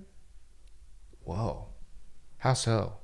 So, I mean, it works in a lot of different models. So it doesn't matter which model you think about, but I think like it originates in here and it comes out of us. And one of the illusions is that we're separate from it, but we're not. It's like this is me. Like this is me. Yeah. Yeah. But when I look at it, I don't see it that way. It's like this is something that's separate than me. It's inanimate. I'm a living being, blah blah blah. But well, where did it come from? Did I just wake up one day in this reality and I encountered it, which is one model, and that model works if it's for a manifester? Or did I, want something and then it was projected out of me? And again, you don't have to believe in anyone else's model to get it to work. That's what's so cool about manifesting. There's so many different approaches. There's the scientific approach. There is the the goal setting approach. There's the action oriented approach. There The is body that you keep telling me about. yes, Somatic. there is the somatic approach. There is the feeling. I'm going to feel it. You know, there's the mind mental approach. There's so many different ways to do it, and they all work. The religious approach, and that's what's so cool about it, because it's like fundamental. And then we have our experience of it, and we're trying to understand it through the language that we have and other contexts that we have. Yeah. Yeah, it's like it's true no matter how you believe it, or Right. even if you believe it. Right. It's just true already. And like you can find your way to it in Like different, math. in different ways. Or Yes. logic. Don't talk to me about math, dude. I Well, failed it. just- I failed it so many times. I did too. But just think about it. You know, it's like you have one equation and there might be like, or you have one, you know, problem, let's say a math problem. And there might be 3 or 4 different ways to get the same answer. yeah, different But it's methods. the answer. Yeah. You know, it's a like, good that's point. how I think about spirituality in general. It sounds to me more like learning methods, like how people learn things in Yes. different ways, and Yeah. kind of applying that to the manifest to getting what you want, right? So, that's very accurate. Yes. And so, you know, I've coached for 23 years, and, you know, if someone comes to me and they're like, hey, I have a very super religious background. I love the Bible. I'm like, great, let's manifest from that point of view. Like there's no reason to reinvent the wheel with this person if they're not, you know. Look at Neville Goddard. Yeah. And other people come to me and they're like, I don't want to talk about the Bible. I don't want to hear the word the Bible. I want to look up at the quantum mechanics and the quantum da-da-da-da. Okay, great. We'll talk about it from that point of view. What's cool is you can get it to work no matter what that person is thinking about, because it's Fundamentally true. fundamentally true. Yeah. Yeah. It's like fundamentally true. That's something that's very fascinating to me, because, like, you know, for example, Nick and I grew up very Christian. Alex grew up Catholic. It's still Christian, but it's just a little different, you know, the experience. And but like where we came up, you know, really hardcore Bible Belt kind of stuff. It's like you can't think like literally you cannot think about anything other than Christianity. It's considered a sin, right? I mean, am I exaggerating? Oh, absolutely. Like yeah. I was told by my pastor, you know, when I was doing martial arts, I started at 19 and I was really into it. And he was telling me things like, you know, you start doing them forms, you get into a trance. That's when the demons come in. Or, you know, don't do yoga because when you get in the poses, you start to go into a trance and the demons will come in. Like you can't even look at yoga. You can't think about these things because, you know, some sort of demonic force will possess your mind. And after breaking free of that, after many years of like kind of really digging deep and thinking about like, am I okay to think about these things? Something that I've really become fascinated with is understanding, like, you know, we really all are, no matter what our background, no matter what you believe, no matter what you're taught, no matter what you teach or preach or, you know, talk about even, we really are all like fundamentally the same thing. We like God exists, and when I say God, Amy, from my I use the word God because it's what I grew up with, but I do not mean in the, you know, the biblical sense. I mean in like the sense that there is an original consciousness. Yeah. Right? That's what I mean. But like this consciousness, this original energy just fundamentally exists. And when I realized that I didn't have to like guilt so hard about it, like be guilty about my relationship to it, or think about this person's relationship in a fearful way. They're going to go to hell. They're not going to church when I'm in church on Sunday. You know, like just I kind of like relaxed, and I'm like, you know, we really are just a part of this thing. Who cares if he thinks about it different than me, or if she thinks about it different than me? Like we're looking for the same thing. Yeah. And we're a part of the same thing. Well, and we're all the different lenses to experience ourselves. And so, of course, you're going to encounter people who are going to think about it differently, because that's one of the ways to figure out that you are one with everything, by realizing you're not separate, by encountering separate things. I don't know if that made any sense, but Yeah, It of does. course. And- It's the different lenses. And I want to talk about your wife. We were talking right before about the $0 receipt. I feel like Yeah. I wanted to bring this up now. So right before we started recording this, we were all having dinner together, and I had never met her. And she was like, hi, oh my gosh, you know, I manifested one of your $0 receipts, and she did it on her birthday, which is really exciting. She did.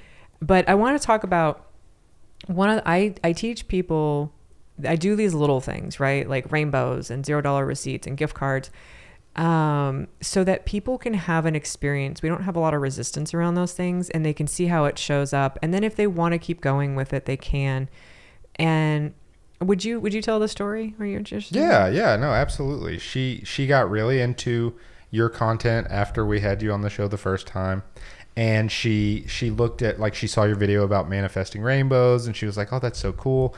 And then for some reason, I don't know why, she just really connected with the like $0 receipt thing. And she, you know, she's the type, when she gets something in her head, nothing in the world can stop her. Like, you know, and so she decided, she was like, and she didn't tell me, by the way, she didn't tell me that she was going to be trying to do this. She only told me after it happened. And so she meditated on it for a few days. She followed your instructions, and then lo and behold, through some very obscure, strange turn of events, she ended up with her $0 receipt. And gosh, that's on her birthday. On her birthday, she was so excited. You have no idea. Like, you would have thought she won $1 million. Yeah. She called me. She called me like, oh my God, I got the $0 receipt. And I was like, what are you talking about? And she was like, oh, I never told you. I saw Amy's thing, and there's this $0 receipt thing. And I was like, oh, you did it? Mm-hmm. She did it. But that's like, how do you even get a $0 receipt? That's the point. Yeah. And tons of people have done it. If you go back through some of my Instagram permanent stories from 2023, you'll see a slew of them. I ended up with one, and I was like, I went to a store, I bought a bunch of stuff, and I didn't have to pay anything. Right. $0. And it said $0. And I was like, this is weird. So I posted about it, and then I was like, here's how you do it. Because, you know, manifesting's the same for anything. And then all of a sudden, boom, boom, boom, boom, boom, boom, all these people are like posting pictures of their, like, I bought something and it didn't cost me anything. Yeah. Yeah. It says 0. She showed me the rabbit hole that she went down afterwards. She was like, look, there's all these videos of all these people replying to it. Yeah. I haven't seen these. It was like a challenge I did last summer. Yes. Yeah. Exactly. Oh, that's we could revive it. Let's do it. Let's do it. And we'll all do it. Yeah. Let's revive it. Yeah. Let's have, like, anybody out there listening, please find Amy's $0 receipt videos. Yeah. And if it happens to you, send it to us. Yeah. And Amy, send it to both of us. It's cool too. And people, you know, and that's one thing where you're like, okay, I'm a $0 receipt. You don't need that. But it'd be interesting. And then when it happens, it's like, oh my God, I can't believe it's a huge experience. Well, I even had my though rainbow. Yeah, I was gonna segue into your rainbow. So when was that chat again? Because you found one that July 2nd. Okay. So I left the country. It was either July 2nd or I think it was July 3rd, because we had a chat. It was the next day, yeah. Yeah, because we had a Zoom call between all of us who were there in June at Monroe. We did a few of them after that time, and then I think it's just kind of been busy lately, and a lot of us have been traveling. And, yeah. But we did a Zoom call on July 2nd with like a pretty nice sized group of us from that like event. 10 of us or something. And yeah, and Amy and Hannah, who you guys haven't met yet, but she's also a manifesting coach, and she has a completely different approach.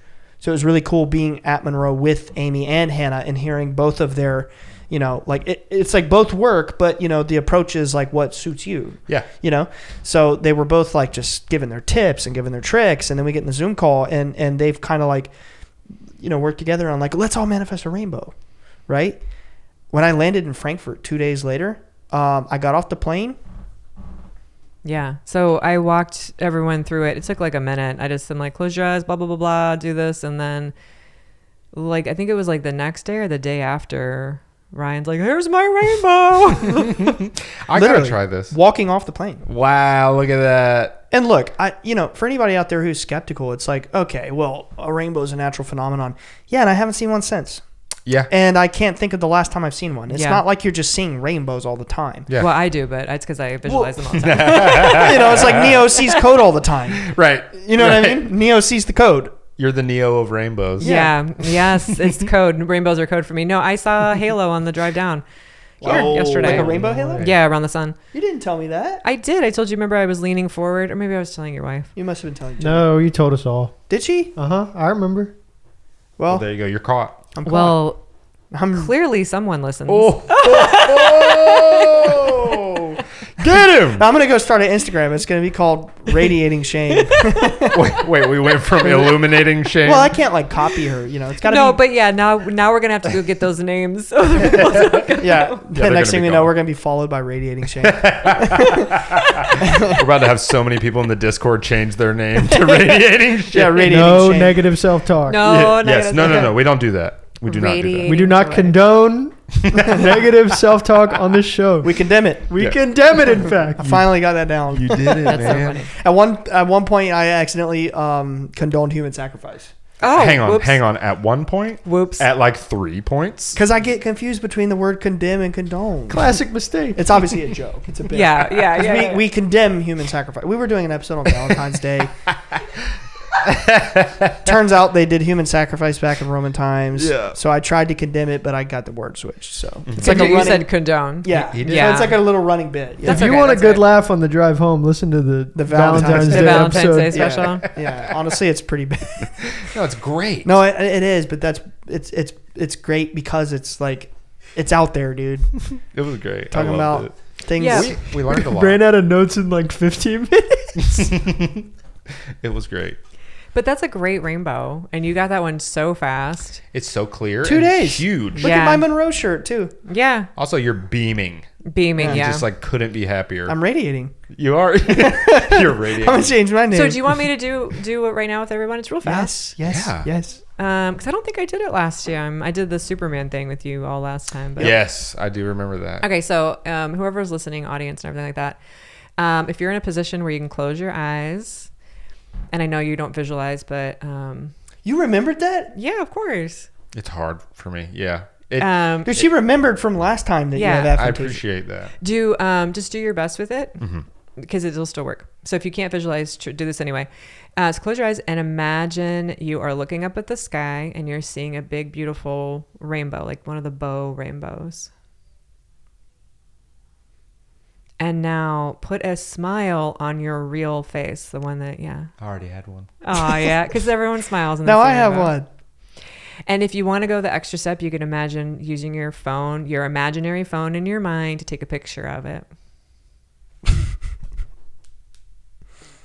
Got it. Okay, good. Now open your eyes. That's it. You've just selected that from all that is. And so now you are moving into that reality where you will encounter a rainbow. Now, here's what's interesting. I have 4 steps. That was the first one. Okay. And the reason is because I tell people that, and then the majority of people, and this was me, and that's why I had to come up with these steps, would be like, okay, but when, how, where, like, gosh. you know, people have lots of thoughts come up. Yeah. So Yeah. my next step is you don't need to believe you're going to see a rainbow. You can see one whether you believe it or not. So you just tell yourself that. So just, okay, I don't need to believe it.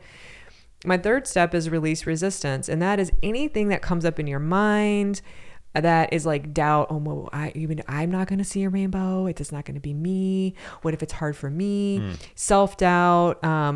Someone sent me a message. They saw one in the Sahara Desert Wow. a day after I posted my rainbow video. And they said, when you said it, I was like, there's no way I'm going to see one. Because I'm in the desert. Yeah. And they thought, they went through the third step where I said, go ahead and think whatever, it's fine. And then they saw one. They sent me this beautiful picture of it. And then so whatever thought comes up as doubt, just, it doesn't matter. You can still see a rainbow. Yeah. Yeah. Yeah. Right? You could be crying and see a rainbow. Don't cry though. And then the fourth step is detaching. And we were talking about attachment a lot in the last day or so here. Yeah. In the group, and detaching is just don't need it. And so I have a little phrase, just so repeat after me. I would really love to see a rainbow. I would really love to see. I would really love to see a rainbow. I would really love to see a rainbow. But I do not need to see a rainbow. But I do not need to see a rainbow. I do not need to see a rainbow. Nobody needs to see a rainbow. Nobody needs to see a rainbow. Nobody needs to see a rainbow. Nobody. That's it. You've just instructed your mind that you would love it. You don't need it. It's just that easy for detaching. It's basically the way that I do it is instructing your mind like, I want this, I don't need it, as a way to release resistance. And then you go about your business and let us know when you see your rainbows. So I will. Do you think that doing the visualization part as I'm falling asleep could be working really well because I'm kind of Yeah. like I'm kind of theta. enacting the four Yes. following rules without even like I'm not getting attached because I'm falling right asleep. So yeah, if you're doing any sort of focusing work when you're falling asleep, just do that step 1, focusing. Yeah. My other 3 steps are really for the people who we think about it a little bit afterwards. Yeah. Or like a lot. I think about it a lot afterwards. I'm like, I manifested it. Where is it? You do that? Yeah. It's why I'm so good at teaching people how to stop doing it. You've been through it. That's a really good point. You've been through the fire. I've been through the fire. Yeah. So we naturally pass through the theta brainwave state as we are waking up and falling asleep. And that includes naps and stuff like that if you actually fall asleep. And that is an ideal time to do visualizing of what you want to have. When you focus on visualizing, it's already happened. That's the key here. Mm-hmm. It's not before it happened. It's not like driving to be like, oh, I hope I see a rainbow today. No, you're already looking at it, or you've already got the picture of it. Or if you're not a visualizer, you can do, Neville Goddard has a lullaby, and that's words. So he would say, isn't it wonderful? So you could just repeat that gently as you're falling asleep. Oh, I love that. Yeah. Or you can say any sort of affirmation. So I'll usually do like a self-concept affirmation as I'm falling asleep, anything. It could be anything like I am wonderful, or my life is wonderful, or any sort of gently repeat it. Because whatever you're doing as you're falling asleep, it kind of gets into your subconscious a lot easier without that gatekeeper there. And that's like the whole premise of the Monroe thing too. Mm-hmm. How do you mean? Well, they're like bringing your brain to theta. Right. They're training you how to get your brain into that state so that these And then things keeping you there. Yeah. And then they're like, And okay, now think about this. Yeah, and they take you to other, not just theta, Right. Because they're working a lot on Gamma. gamma. You were telling me today. Gamma. That's One interesting though. One of my Monroe friends, Vicky. Shout out to Vicky. Shout out Vicky. Vicky. She's like, give me the gamma. Give me all the gamma. Give me the gamma. Gamma's great. That's where you can get like epiphanies and like peak moments and stuff. So this reminds me of something we were talking about earlier. We were talking about you were saying because he started to at the very beginning when he was having the dream and it was like the box was on the car and it's like, dude, we talked about this.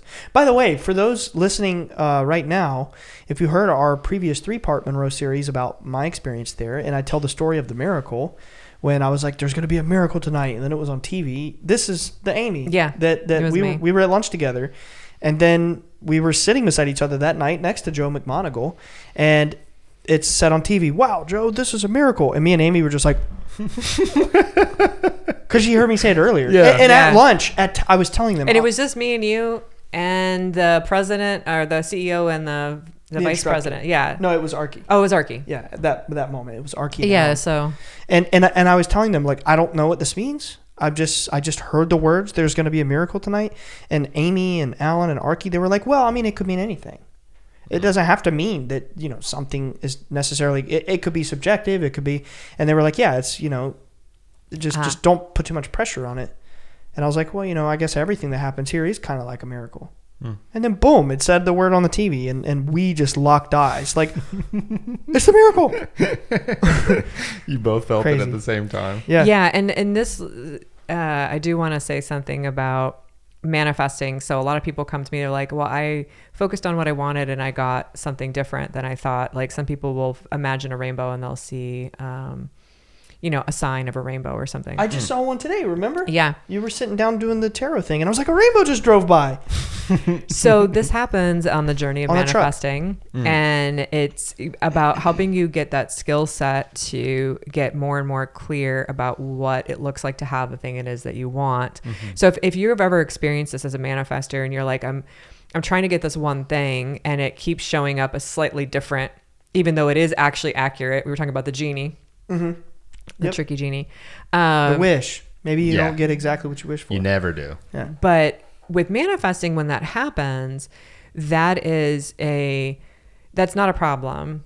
it's basically just helping you to refine what it is that you want. So try again. A lot of people get discouraged at that point. I am one of those people where I'm that nerd where I'm like, oh, let me try it again. Let's see if I can do it better. Tweak the formula. And typically it comes down to, I do recommend trying it again and just getting a little more clear detail wise about what the thing is you actually want. Because sometimes we're not thinking about what we want. We're thinking about how we're going to get it, or we're not thinking far enough down the road. So like if you want to go to London, but you buy a ticket to London, and then if it routes you through Paris, it routes you through Paris. You don't buy a ticket to Paris and then be like, I'm going to get to Paris, and when I get to Paris, I'm going to be in London. No, you target what you want. I've got a great story about that, Amy. I don't mean to interrupt. Go for it. I have a specific story about that. So when I was just in Europe and we were in Amsterdam for like 3 days, we had a train ride from Frankfurt to Amsterdam and then from Amsterdam to Gelsenkirchen, because that's where Taylor Swift was. My wife wanted to go see Taylor Swift. And so we trained to a different place, like hours from Frankfurt. So we were like on the go, and we didn't have our hotel anymore. So we had to find like a public, like underground locker system to drop off our suitcases. And we had a few hours, and we're like, we got to catch the train at 6:00. And we're rushing. Oh my God, we're going to miss the train. Cause like we were at this museum that had a booked time slot, and then we went and ate really quick, and we had to run to catch this train out of Amsterdam to Gelsenkirchen. And we missed the train, and we're like, oh shit, we're going to be stranded in Amsterdam. What do we do? Like, I don't even have cell phone service. Jenny does, thank God. But like, I can't even use my phone. And even if I could, like, how am I going to get out of here? We're hours away from anywhere. What are we going to do? You know, we're like freaking out. So we had this like ICE ticket, which is like it's a I don't know what the acronym stands for, but it's like country to country. Like you can ride through the countries on the train, right? And we get on this ICE train, and then when we finally like get on another train, by the way, because we missed the first one and we're like 20 or 30 minutes delayed, we get on the train, and then we look at our ticket and we're like, oh shit, our train was at 8. We got on an hour and a half early thinking we were late. We're on the wrong train, and we have the wrong ticket. So we're like, let's pray they don't check, because at every stop they walk through and they check tickets. Yeah, they really do in Europe. We got about 3 stops, dude. So like I think we got to some random city in the Netherlands, in a foreign country. Her family's from Germany. We don't even have anybody near us. We get to this random stop in the Netherlands. The guy kicks us off the train. He's like, you got the wrong ticket. So now we're stranded in the Netherlands. He's like, go to this kiosk, do this, talk to this guy. You can swap your ticket. You can ride this train. And we're like, oh shit, now we got to ride some random train through these random cities in a foreign country. We have no clue how to get to where we're going. So we go and we get on this other train that's not an inter-country train, right? Oh my God. And we get on it, and we do a few stops, and everyone around us is like speaking, you know, German or Dutch, and we're like, how are we gonna get there? This guy gets on the train, and he gets off his bicycle, and he rides it on the train, and it's a wide open train, tons of seats. He looks at us, and me and Jenny are at this, like, most of the seats were like forward facing, and then we're in like the one spot on this box car or cable car that the seats were facing. You like that? I had to throw that in there. Have you talked about cable car? No, I haven't. We will. Yeah, we will. But we were in the one spot where the seats are like kind of facing each other, and then every other seat was like facing this way. So of all the spots in the train, this guy walks up, he's like, can I sit with you? And we're like, yes, you can. You know, just being nice. And he sits there, he speaks English, he starts talking to us, and next thing we know, he's just this really nice guy. It was his birthday.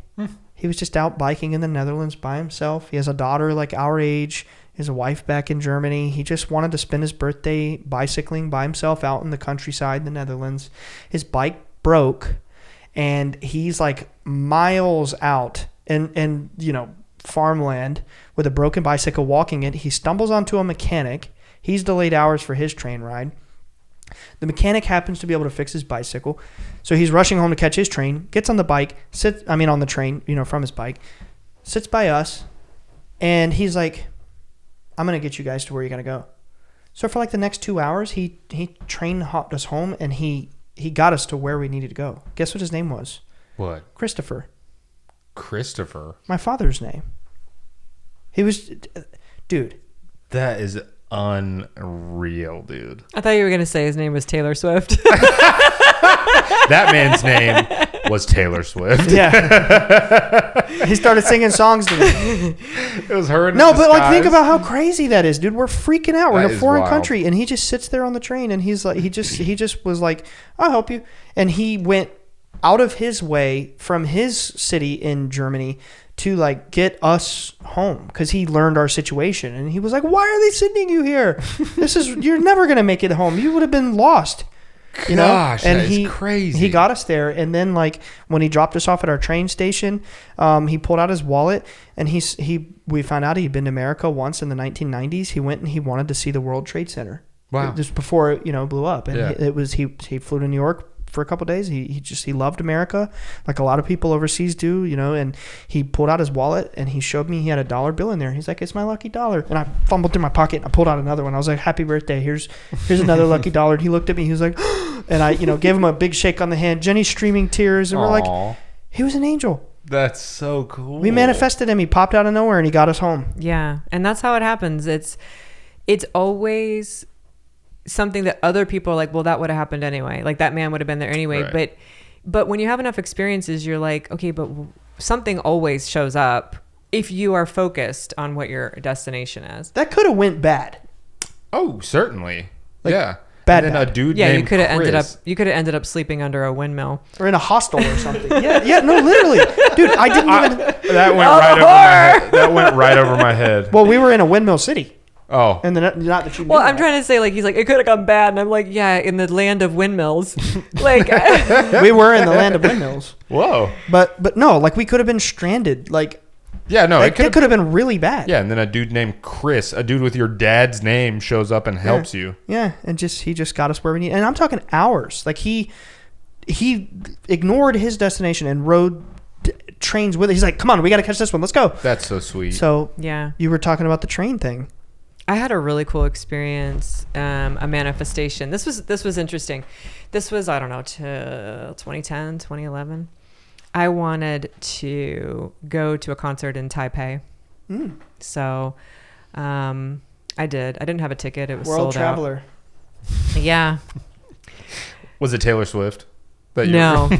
No. And it was funny because I decided to go 36 hours before the concert. I'd never been to Taiwan before, but I had been to Asia. Didn't have a ticket, and I had no way of finding out how to get a ticket because it was all like, Chinese characters and stuff, lettering. And so I hopped on a flight and I went to Tokyo, and then I took a plane down to Taipei. And I get there. This isn't the story, but I get there, and this is actually a really good story. I just had this feeling like, just go. Yeah. It's like a big trip from the East Coast, from Washington, D.C. It was like 14 hours to Tokyo and then another 6 or something to Taipei. Right. And I go to my hotel, and there was an English-speaking concierge, and I just said, like, I want to go to this venue. And he called a cab, told the cab to take me there. At the time of the concert, I step out of the cab. I'm like, got 1 foot, like, getting out of the cab, and this woman comes up to me. She goes, would you like a ticket? No. And I said, yeah, how much is it? And she sold it to me for face value. It was like, whatever, $100 or something. And it was a really great seat. And I just like walked right in. Wow. And I just remember thinking like, wait, you didn't have a ticket? No, it was sold out. She just went. She was like, I'm just going to go and figure it out. No way. I'm going to figure it out. That's I went insane. all the way to Taiwan without a ticket to a sold out concert, not knowing anybody. That's insane. And I literally just got out of the cab, jet lagged. And I went on a 36-hour notice. Like, I decided to go 36 hours before the concert. I didn't have it planned at all. That's crazy. That is so wild. Step out of the cab. Here's a ticket. Yeah. And they weren't even like a scalper. No, not at all. For face value. Yeah. And she sold to me for face value. And then I got like interviewed because they're like, there's some people filming there, and they're like, where are you from? I'm like, I'm from Washington, D.C. and so they like interviewed me. I don't ever know where it showed up. And it was a great seat. Anyway, that's not the story. That was the preamble to the real story. Pretty sick story. So I'm in Taiwan, and I had a friend from high school who lived in Seoul, South Korea. And I was like, so I'm going to be over there. I'll pop over and visit you and your wife. And she was pregnant at the time. And so he's like, sure, come on over. So I pop over to Seoul after the concert, and she had to deliver the babies. So he was unable to see me. They were a little bit early. He's like, I'm so sorry, I don't have time. I have some English speaking friends I'm going to introduce you to. So he basically set up play dates with me and his English speaking friends every day that I was there that week. And there was another show I wanted to go to for the same singer. There's a Korean singer. And I knew I could not get into this one even if they had a ticket, because you had to have a Japanese. This is the really cool story. You had to have a Japanese or a Korean, like, social security number, whatever that number is, for insurance reasons or something. To go to the show? Yeah, you had to have a ticket, and you had to be one of those two. Yeah. So one of the people that I got introduced to was this guy from France. And he had so what happened is I got introduced to a director from Italy. And he's like, I don't know, I can't help you with that. But I have a friend of mine from France who's in the industry here. So he introduced me to that guy, and that guy was like, I just lost my job like yesterday. I have no contacts. And he's like, can you get me into this event? And I'm like, dude, I was hoping you would get me into this event. That's why I was like set up to meet you here. And so it was the day of the event, and I'm like, let's just go down there. I have really good luck with this type of thing. So we go down there, and I kept imagining being in the venue. Yeah. So we go, and people are milling about to go inside. This is where it gets really crazy. And I had been doing this thing. I don't do this anymore with manifesting, but I had been doing this thing where I'm like, I'm going to follow the signs for this manifestation. And I got that it was supposed to be polka dots. Follow the polka dots. Okay. This is like, I don't know, 2010. And there was a bench in the middle of this courtyard to go in. And there was one random folded up gift bag that had been used that was polka dots. And it was just sitting on the bench. So I just went and sat down next to it. Wow. And yeah, I remember, and he's like, why are we sitting over here? And I'm like, Trust me, polka dots. I don't know. Because it's all you. Everything is you. That's what's you're following yourself. Yeah. So I'm sitting there, and this woman, there's thousands of people. This woman walks up to me, perfect English. She's like, hey, where are you from? I'm like, I'm from Washington, D.C. area. Because that's what you say when you're international. It's like, no one's heard of Richmond, Virginia. Mm-hmm. And she was like, oh, I'm from Washington, D.C. I'm like, really? And she's like, yeah. She's like, I'm here, and I could not get a ticket. I bet you don't have a ticket because she's like, I'm American. I don't have a Korean number. And I had to basically use my cousin's ID to get into this thing and get a ticket. She goes, so I bet you don't have a ticket. I'm like, that's correct. She goes, yeah, it took me forever to get one. And so we start talking. And so I'm like, well, I'm not really from DC. I'm from Virginia. She goes, well, I'm from Virginia. And I said, well, I'm actually from Richmond. She goes, well, I'm actually from Richmond. Oh my God. And this guy from France is like, like ping pong thing. And she's like, well, I'm actually from a suburb of Richmond, and she named it. And I said, I actually am from that suburb as well. And it turns out that her kids were friends with my nephews and went to school with them. What? And you're in Korea? We're in Seoul, South Korea. And this, of all the thousands of people, this one woman, she's the only person that came over to talk to me. And here's what's crazy. So everything will move for you. She's like, I'm going to go talk to the coordinators. She goes over, I watch her. She talks to this man, and, he was like, no. She's like talking to him in Korean, and he's like, nope. She comes back over to me. She goes, look, I'm really sorry. He said it's an insurance thing, and I tried, but it was really nice meeting you.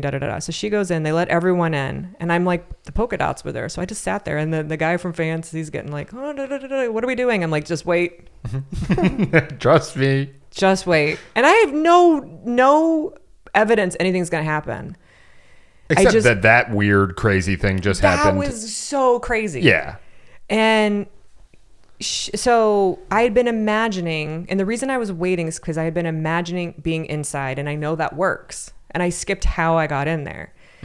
So everyone goes in, about 5 minutes go by, and that man, the coordinator she had talked to, he comes over to us. Now the courtyard's empty. It's me and the guy from France and this coordinator, and he goes, "Come with me." And he took us in a back door. Oh, are you kidding me? And the guy from France was like, "I believe." It's real. It's real. Oh But my God. He couldn't believe it. He's like, "Oh, I've never seen anything like that." I'm like, "Yeah." Oh. Wow. But that woman Whoa. being from the same little suburb, That's No, neighbors. ridiculous. yeah, of all the neighbors. places in the world, and it's just stuff like that when it happens. What's the name of the suburb? I have family in Richmond, Virginia. That might be it, actually. I need to text my mom. I need to text my mom. Well, right I now. have a similar but not as great international story like that. So I'm in Cinque Terre, Italy, with my fiance and her parents, and like we were kind of, we're at the point of the trip we're kind of arguing. All I wanted to do was swim. They wanted to eat, so we ate. We end up at the beach. I'm swimming. I'm just like having a blast, and I'm swimming by these rocks. And I kind of stop and I stand on this rock. So I'm kind of in waist deep on the rock, but it's like, it's overhead. And there's this kid and he's like having trouble swimming. And I'm like, "Yo, come over here. There's a rock you can stand on." He's like, "Okay." He comes over and he stands on the rock. And I'm like, "Where are you from?" He said, "North Carolina." I said, "Oh, that's cool, man. I'm from North Carolina." I'm like, "What's your name?" He said, "Alex." I'm like, Yo. "No way." So, hold on. We were just tripping out. He's from Charlotte. He was telling me like about he's working for his brother and stuff like that. But I'm like, I've come all the way here to meet Alex from North Carolina. Like my whole life flashed before my eyes. It was a very That's wild wild. day. Yeah. Yeah. That's wild. Speaking of gift bags, we got you a gift. Oh, does it have polka dots on it? Segway. Segway. This is from the Bledsoe Said So. Oh my crew. gosh. Da, da, da, da. And this is totally not scripted. Not at all. This was not pre-planned. Not Let me see what in it is. the She slightest. hasn't even seen the gifts. Ever. Never, ever. Never. I wasn't supposed to get these in the mail like a month ago. Thank you. Yay! I would put it on, but I have like already a lot of stuff No, on. that works perfectly. Yeah, that looks good. Does it? Yeah. Okay, good. That's perfect. And then, oh my gosh, I think this is in one of my colors. Yeah. What do you mean? Oh, yeah. Oh, yeah. I have the same color one, too. That's the best one. Show the camera. I'll be honest. Yeah. I'm afraid to Perfect. like move because of Perfect. the microphone. Oh No, my it's gosh. okay. No, I really do. I'm going to swatch this with my There's color one more swatch. thing in there. Oh, there is? Yeah, just a little thing. So I got my color analysis done. Oh I yeah, wanna that's do one. super cool. I want to do one. Yeah, I'm a spring and it changed my life. It's just a little thing. Oh, I love stickers. This should be the thumbnail for me. Yes, there it is. Yes. Yeah, take the picture. Take the picture. Yes. This is perfect. Are you kidding me? This is like a Disney moment right Yeah. now. This is a great thumbnail. That's awesome. We were taking thumbnail pictures before this. In all reality, I had told her after we left Monroe, like, I don't know how it came up. It was just like, I want to send you a hat. Give me your address. And I think we just resolved to, well, you're coming in person. We'll give it to you in person. Yeah. No, yeah, that's what happened. And then you were in Europe. Yeah, that's right. And I was It's living at Monroe for a minute. Yeah. I've been there a lot. So she's been there twice since we got back from our trip, right? Wow. Twice? Since June. Yeah. And then you're going back in 2 weeks. I'm going back in 2 weeks. And then I'm there. In October, right? I'm there like 5 more times before the end of the year. Wow. Yeah. Wow. And something. So are you paying rent or like? They got her on payroll, son. Well, she has assisted with several programs. That's amazing. Yeah. So I've been assisting some of the energy medicine programs. Yeah. I wanted to like round out with a little bit more Monroe talk. For sure. I really wanted to know like how you got started on your path there. Oh, I tell this story a lot. It's a little bit long, so forgive me. Go for it, please. So like I said, my dad started having out-of-body experiences when I was about 5 or 6. And changed his life. And Like somebody else we know. Yeah. And so he bought me a children's meditation tape when I was about 6 with a Walkman, and I would listen to it. And I would, strangely, which I didn't realize until recently, because I found it and I listened to it, I would float through a rainbow. Oh. Like on a cloud. I'd get on a cloud and it's guided and I go through a rainbow. And then I would go to a river and there was a platypus I'd become friends with. And I never remembered what happened after that because I would always fall asleep. But so I started meditating as a kid. My dad meditated, and when I was a teenager, he had Bob Monroe's books. So I read them, and I was so determined to have an out-of-body experience, and did not. You know, one of those, I just couldn't get there. So, and then in college, I found Bill Buellman's book. I've heard the name. What's the book? Out of Body, I think it's called. Okay. Adventures Out. I'll have to look it up. And he had a practice in there, and I did it like religiously for like, he's like, do it for 30 days. And I did it, and nothing. I didn't budge. I didn't float. I didn't tingle. Nothing happened. And so then I got busy with life, you know. Right. And years later, so I grew up in the Chicago area. And I did not even notice the Monroe Institute was a thing in the books or anything. So years later, I've moved to Virginia. I moved to Richmond, and my dad died. He passed away in 2017. So I was going through some of his stuff, and I found Bob's books. And I was like, oh, hey, the internet's been invented since I read these. So I went online to see what was going on, and I was stunned to see that there was a whole institute, and it was an hour and a half from my house. So I went out, they had an open house. I don't know that they currently do those, but they did then. And it was a 1-day thing, and they put you in a check unit. You did a couple meditations. Yeah. And Patty Ray was, who ran it. And she is like a freaking icon at Monroe. I don't think you met her. I heard the name Patty, but I gosh. don't know who she is in relation to the Institute. She's amazing. And, so I remember when I walked in the doors, I was like, oh yeah, I'm going to be here a lot. Like it felt like home. Yeah. And so that's my story. And my dad never went. He had a different meditation practice. So he never. What was your first program? I did OBE with Bill Buellman, which is not offered as a program anymore. I believe he is retired from doing them in person, and they now have an OBE Spectrum program. But I did it with him, and I went, and I was like, sir, I have tried many times to get out of my body. And I had an out-of-body experience by that point, but it was sort of like spontaneous. And I'm being silly. I wasn't like that with him. But they offered different learning styles of how to get out of your body. And one of the other ones worked for me. It's just the one in the book didn't work for me. So you've been there so many times, like literally dozens. And like you were telling me before, I hope it's okay to say this, but you've assisted with some programs. Yeah. You know, like not that she's a residential trainer, but she's assisted residential trainers. So Yeah. she's actually Awesome. been there for, you know, days and days and days at a time, and like helped them in the check unit and things like that. So she kind of has like a little bit of a more intimate experience with the Institute, which is very cool. Yeah. But I guess what I'm asking is like, how many of their, can you like off the top of your head kind of recount like which of the you don't have to go into detail about every one of them, but like of all the different programs, which ones have you experienced?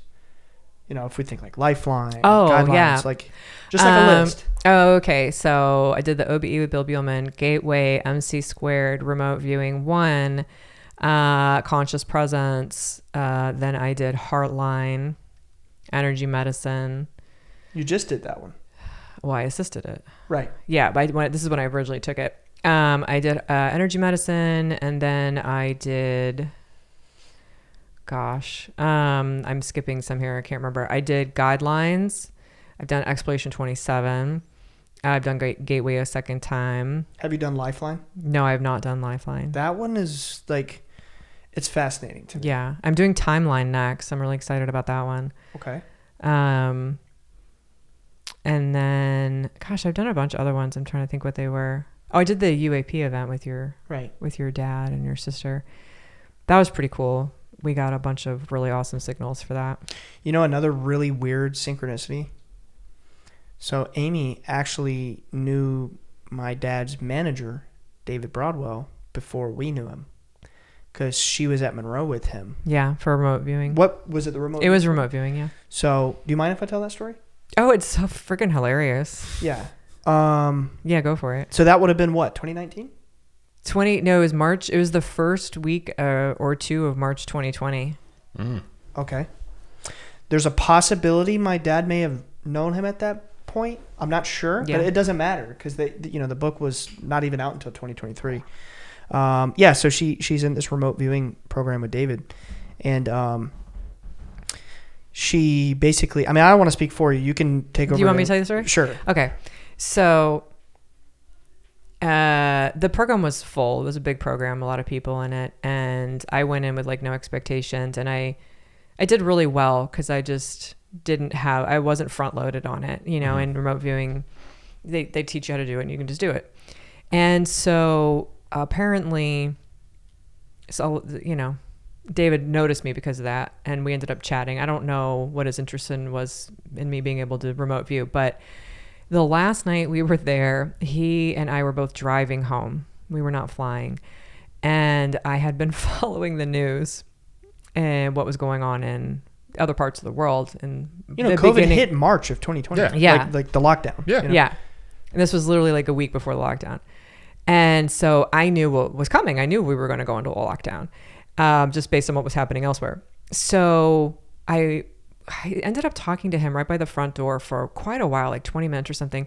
And I was like, hey, listen, like you on your drive home, you want to stop and you want to buy groceries and da-da-da, because this is what's happening. And he was like, uh-huh.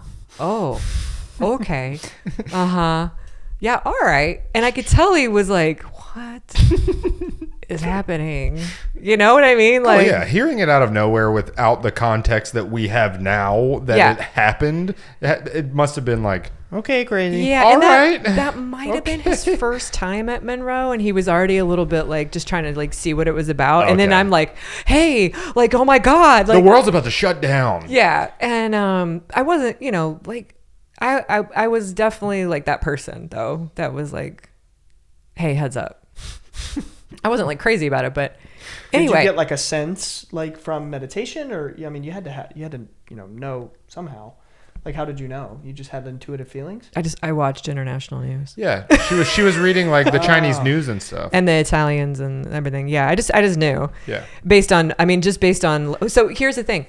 I've traveled a lot. I've been on almost 500 flights in my life, and I'm like, I know how many people fly.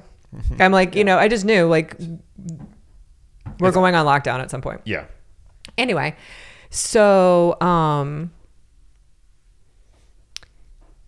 he was like, okay, right, yeah, okay. He humored me. A couple of weeks later, we went on lockdown, and then another couple of weeks go by, and I get an email from him. And he was like, hey, Amy, nice meeting you, all this. And then he goes, I just wanted you to know, I thought, he didn't say it this way, but he's like, I thought you were basically a lunatic. I'm sure he said it in a more respectful way. He said it in a much more respectful way. He's a nice guy. He's a very nice guy. But it it was was sincere too. It was basically like, you know, you rocked me. I left there being like, I don't know. And I don't know about this girl. And he's like, and you turned out to be right. Yeah. And for some reason that just, I guess, endeared him to me. Yeah. Yeah. You know, he trusts everything you say for the rest of time. Like, So he got her into the UAP event. That's how she got there. yeah. That's how I got there. You were like the only. I was like the only non-UAP. Well, there was one Monroe person there, a board member. But that's because, you know. So the sense I'm getting is that there are no borders for you. If there's a place that like you shouldn't be able to get into, you're in there. You're in there immediately. There's no borders for any of us. Right. You're like, Well, I need a. But you got to know that. Yeah. Yes, Yeah. but you know, there's hundreds of thousands of people around the world who read about and want to go to the Institute, and they don't have this level of relationship that you do. I mean, you are in a really good spot. You know? Oh, And for sure, yeah. You have to, you know, like. Well, if you want to go to the Institute and you are in a position where it feels difficult for you, just go online, see some pictures of it, see some of our videos, imagine yourself walking the halls, imagine yourself there, imagine yourself, you know, if finances are difficult for you, imagine that it's already been paid or it's not a big deal, and imagine you're there. That's how you would manifest it, and then see what happens. They also have virtual programs. They do. They also have virtual, and I've done 2 virtually, even though I live an hour and a half away. Right. That's very. I mean, why not? Yeah. You know, it's you know helps with time restraints, but yeah. So Amy lucked out here. The universe really smiled on her with this one, because when you went through Gateway that you were with Alan? Yeah. And she's the CEO now, so you know it's just really cool connection there. And then, she was in the class with you When you took it? No, Alan is the CEO of Monroe. Shout out to Alan. Shout She's out amazing. Alan. Amazing. Alan Evans. I mirror that. She is amazing. She is amazing. And she was my first gateway trainer. Right. Okay. Oh, right. I thought she went through it with you. That's No, right. no. And Okay. then right after that, a couple months later, I took MC Squared, and Alan was a participant in MC Squared. Gotcha. Ah, okay. And Yeah. we became friends. Okay. MC squared sounds cool. Sounds sciencey. Yes. Well, MC Squared is kind of like telekinesis. Ooh. Yeah. It's like building up your telekinetic energy. They call it psychokinesis, I believe. You do all sorts of fun things, lighting up light bulbs with your hands, and Emily told me dude. something that they do something with the spoon bending you do in there. spoon bending, Okay. something with like, was it a beach ball? They do something with a beach ball, right? Like moving it. Oh, I don't can't remember the beach ball, but we also do dice. You practice with dice. Like what kind of stuff? Like what is that game in gambling with the dice? Craps. Craps. Yeah, Craps? you practice with that. Yeah. So you're practicing to use your energy to get the dice to be a certain way. Yeah. Emily told me they also do something like, if you've seen the first Ghostbusters movie, when they're like showing the cards to people and they're trying to like psychically figure them out. Remember in the beginning of the movie, they do that. Oh yeah. And Emily said they were all just like spot on with them. They were getting them right. They do all kinds of stuff. I saw a video. I'm not going to reveal who, but somebody at Monroe, they just prefer to keep it anonymous, but somebody at Monroe showed me a video of, let's just say it was somebody moving something with their mind. So Oh, I have wild stuff. encountered people at Monroe who can do things that would blow your mind. And it's just like nonchalant, like, oh, hey, by the way, I can totally do this thing. And then they do it right then. And you're like, but they don't want to make a novelty of it. no, it's not. It's not a novelty. Sure. It's a serious thing. It's a serious thing, but it's something that they either can naturally do or they've mastered. And it's astonishing to see how many skills are out there. It's things I've never even thought about. And people are just like, blah, blah, blah, blah. Yeah, Here you like, go. They literally have a program. Maybe it's an MC squared. I don't know. But they have a program where they sit in a circle. I think they sit in a circle and they'll all hold a light bulb and they take turns lighting the I light think bulb. that, yeah, that's MC squared. Yeah, Yeah? we do that there. Mm-hmm. Like with their mind. Just light bulbs. And they do it. They actually do it. God, dude. That's what I'm saying, dude. Like, I want to Yeah, see there's that stuff. there's a lot of cool stuff that happens there. And, I love to go there. It's like a mystery school, yeah. That came through to me in meditation. I don't like a little Hogwarts. what, Yeah, that's It is. It's literally like Hogwarts. And Alan is like Dumbledore. I'm gonna text her that later. That's Hey, awesome. Dumbledore. I love Alan. I love Paul. I love all the staff there. And Oh, and the food. Okay, listen.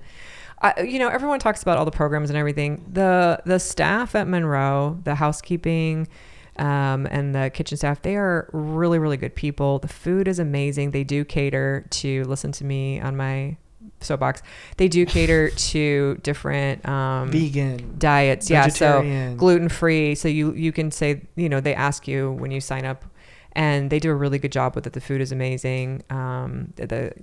And being there is magical. It is. They have like really good chefs. So Yeah. like when they cook food every day, it's like every meal, I swear, like every meal was better than the last. Yeah. Did it seem that way? Yeah. Like dinner time and lunchtime? We're also happier by the end of the week. That's true. But it's just, I remember more sitting and more expanded. on Tuesday, which was I think the third day, we're having lunch, and Alan and Paul and I think Jason maybe showed up at that time. He's like one of the program directors there. They show up and they have lunch. Maybe Jason wasn't there. I think he drove us to the bookstore. But we're having lunch with the CEO and the vice president of Monroe, and they're just like kind of sitting with us. And that might have been when we had lunch with Alan. I can't remember. Maybe that was Thursday, because I know that she came twice. Yeah. But anyway, one of the times we're sitting having lunch with them, and I was telling Alan, I was like, Alan, this might sound weird, but I was just in Focus 15, and it started coming through to me, and you'd talk to them, and they're like, it's not weird. We are having a staff retreat right now too. We are not grounded either. Like while we were up on the top of the mountain doing, our program, They were at the they bottom. were at the bottom of the mountain at the other retreat, and they were doing a program. Yeah. Oh, wow. Because The staff were, yeah. Yeah, I think they were doing Heartline. Heartline, yep. Which is a great program, by the way. What's it like?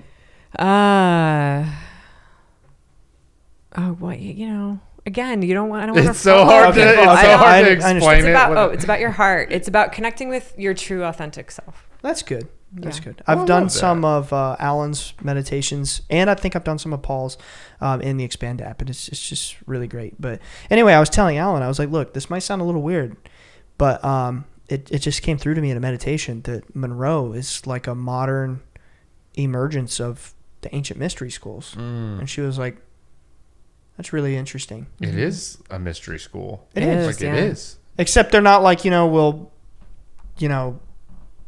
Gut you if you tell our secrets. yeah, I was wondering if I should say that, but because they're like, yeah, this is for everybody, Yeah, so yes. Open but, with the information. yeah, it's an amazing place. I would love to have Alan on the show. I would love to have Paul on the show. And Are you going to have Ignacio on the show? yes, Yeah. of course. Of course. We're already working on a time when he can fly out, and I'm working on. Oh, you're going to have him in person? yeah. Oh, wow. He's of on the West course. Coast. That's amazing. He's Yeah, a... he lives in Seattle. I think it's Seattle, yeah. He is Washington. a magical creature. Yeah, He really is. he reminds me of Yoda, but Yeah, he's a little Yoda-ish, yeah. but yeah, I mean, Like, enough good you are. he's a great guy. No, he They're all is. great people. They're all really lovely people. And if you met them out in the street, you just think they're, Because I had heard Regular of people. Monroe since from people I knew in the CIA, and they would tell me more of the data of it. I always imagined the people would be like like kind of like scientists, but it's not like that. It's, no, not at all. It's They put out chocolates for us. yeah, and we eat You hear popcorn. that, Alex? And popcorn. They Every put night we have popcorn every popcorn, night. and everyone's just like kind of giggling, and it's just. Oh, you know a weird thing that happened when you guys were doing when he was at Monroe, he was telling me, he got back and was telling me we ate popcorn every night. Yep. And I was like, I've had popcorn every night for like a week straight, and I never eat popcorn. Oh, that is weird. It's just like a really weird synchronicity. Yeah. And it's true. They put a huge bowl out. Oh yeah.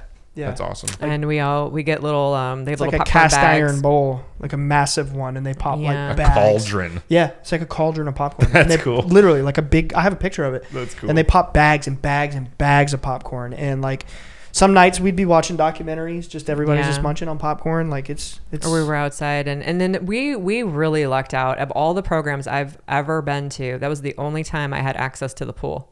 Yeah, Really? yeah, They're all like first time. They're like, we're in the pool. I'm like, I've been here like 15 times before I got in the pool. yeah, yeah. By the last night, we were all in the pool, Yeah, all of us got in the pool last night. like 15 of us in the pool at the same time. What's up with the exclusivity about the pool? How come you can't get in it? It's at the Roberts Mountain The top of the there's two There's two I see. campuses, and it's only open in the summer, and it's like the majority of programs are at the other campus. I see. Okay. Yeah. Yeah, at the bottom of the mountain. It's awesome that Yeah. y'all got to do that. Yeah, and they kept us there like at the top of the mountain. Yeah. But it's all awesome, But And we were with we had Bob's cabin, yeah, which was really cool.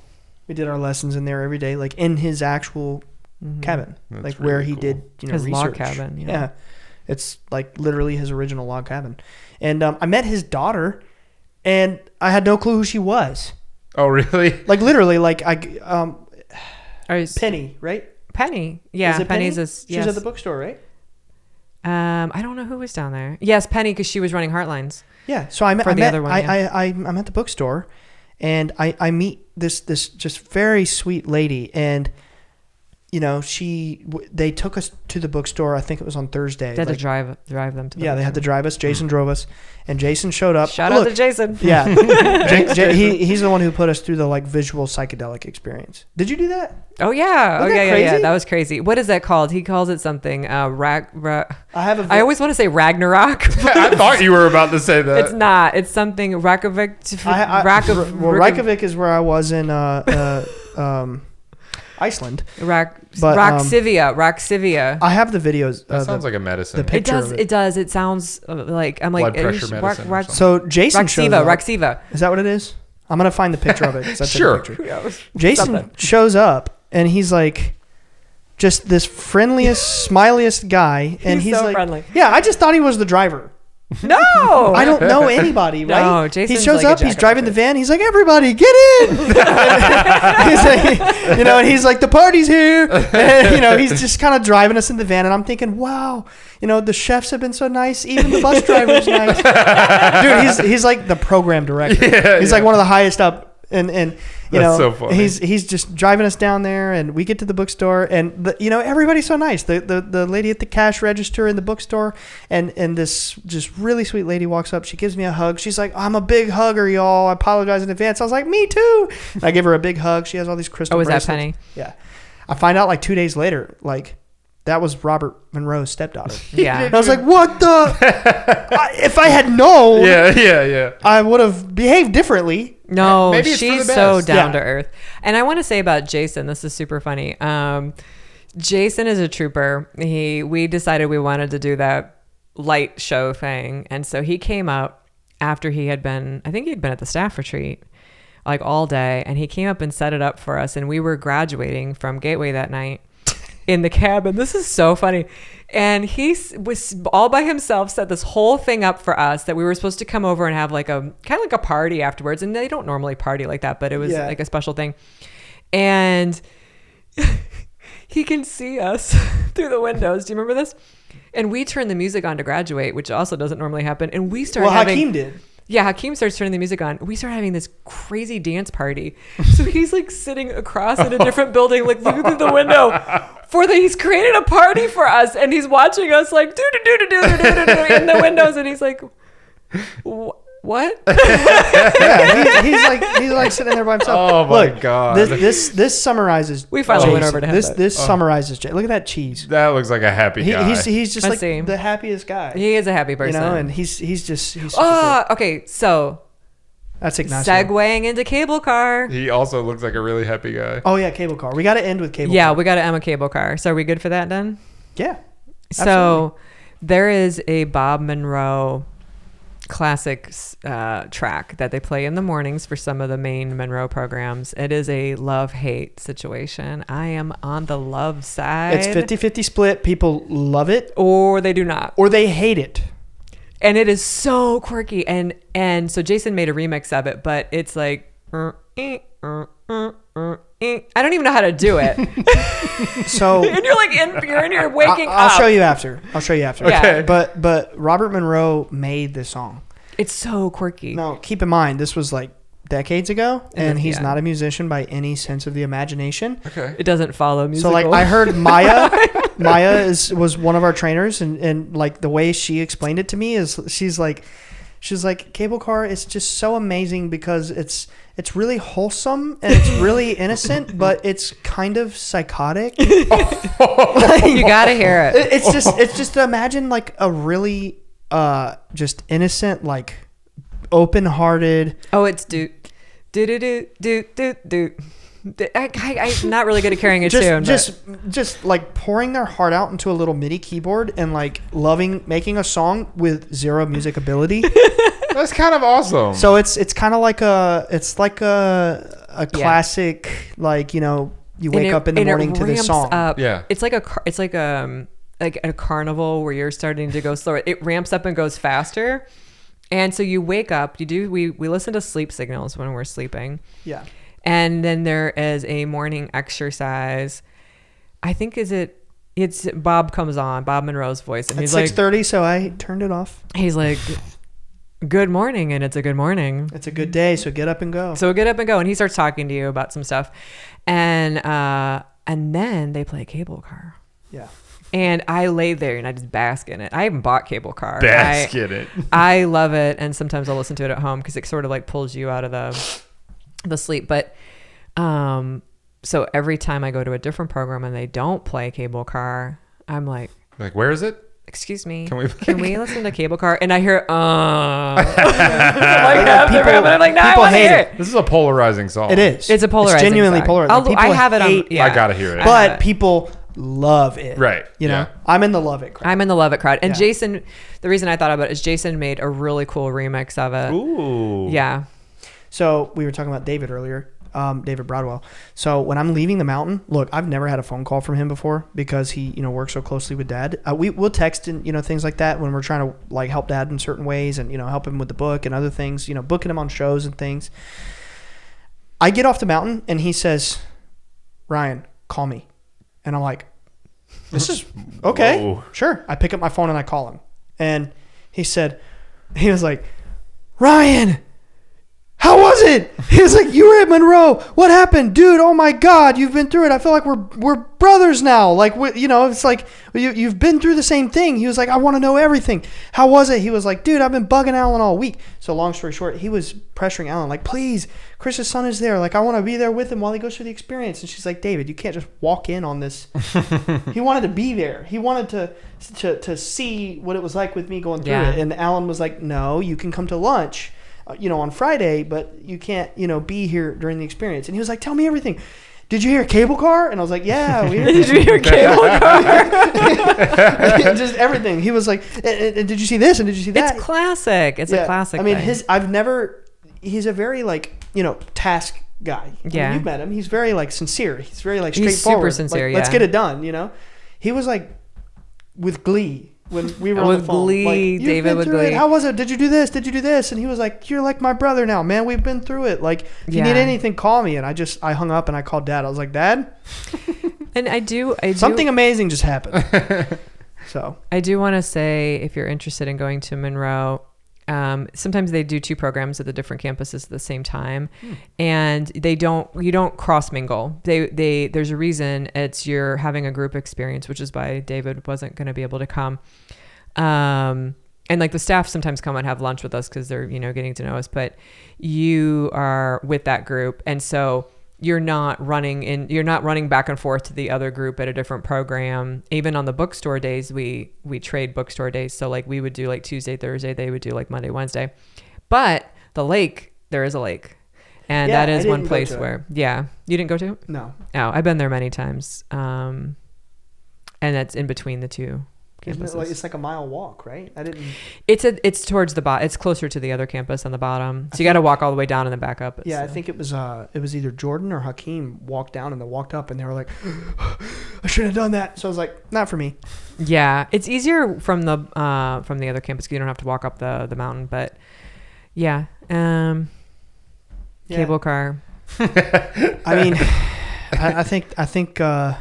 And you could buy a cable car. Yeah, I'm going to buy it.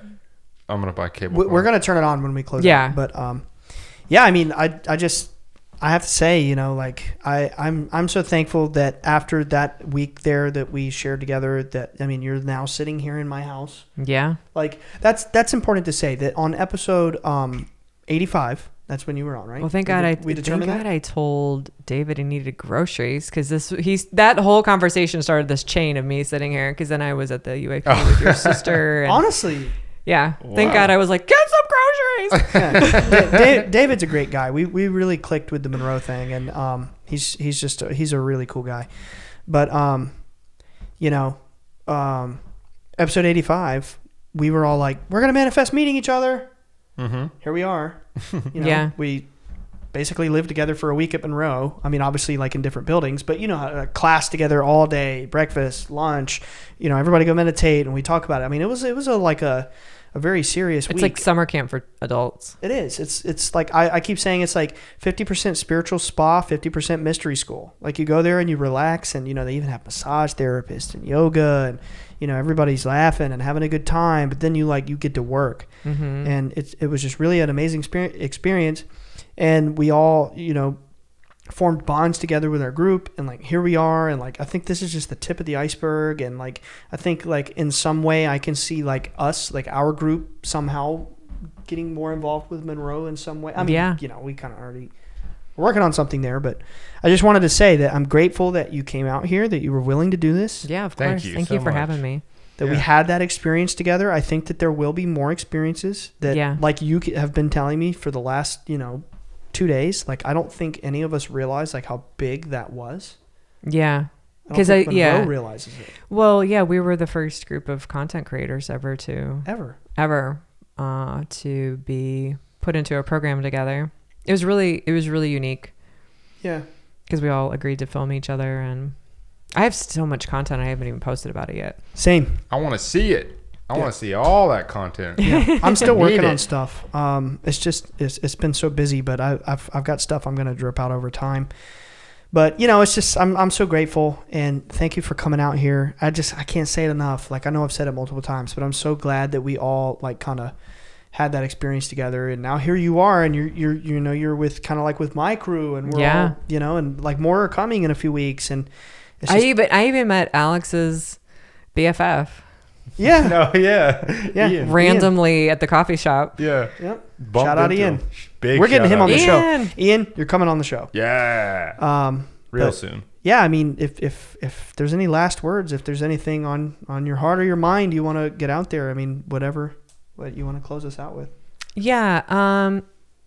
I do want to say, if you're watching this, like I said before, and you're interested in Monroe and it feels out of your reach, just start, like I said, start imagining that you're there. There's other ways to get there. That's the whole thing. That's what I've kind of been able to master is, okay, that door is closed. Okay. Well, I'm going to imagine I'm standing on the other side of it, and life will meet you to do that. You might have to repeat it. But one of the best ways is to, again, look at content, imagine yourself there, and, see what happens. You can manifest your way there if you need to.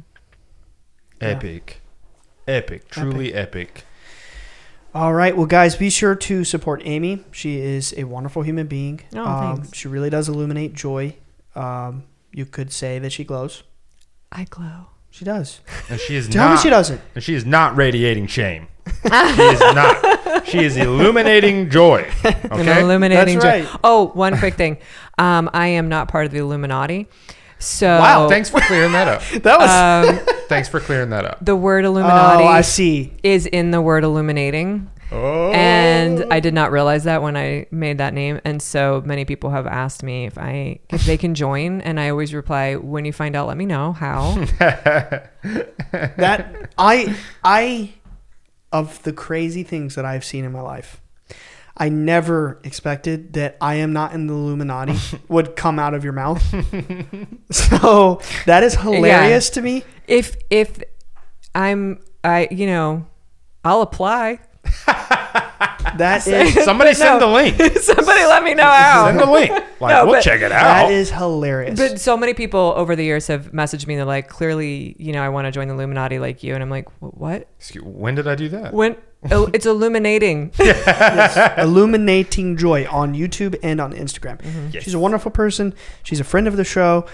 If you are just catching this and you're kind of new to the show, please go check out her episode on 85. Yeah. And it is bonkers because we clearly on there say that we're going to manifest meeting each other, which again, you could say, well, you could always drive there consciously and meet each other. That's fine. We both had no clue that we were going to be there at Monroe together. So Yeah, and this type of Checkmate. program didn't even exist Yep. Exactly. when we said that. And that's what happens. A lot of times manifestations, they look like they would have happened anyway, but that's the mark of a wonderful manifestation. Yeah. I mean, anyway. So you know how we end it, right? Oh, The bye guy. yes. Goodbye, guys. The bye. 3, 2, 1. Bye, Bye, guys. guys. Thank you so much for watching. If you want to see more, check out our other videos. And before you go, don't forget to subscribe. See you next week. Peace.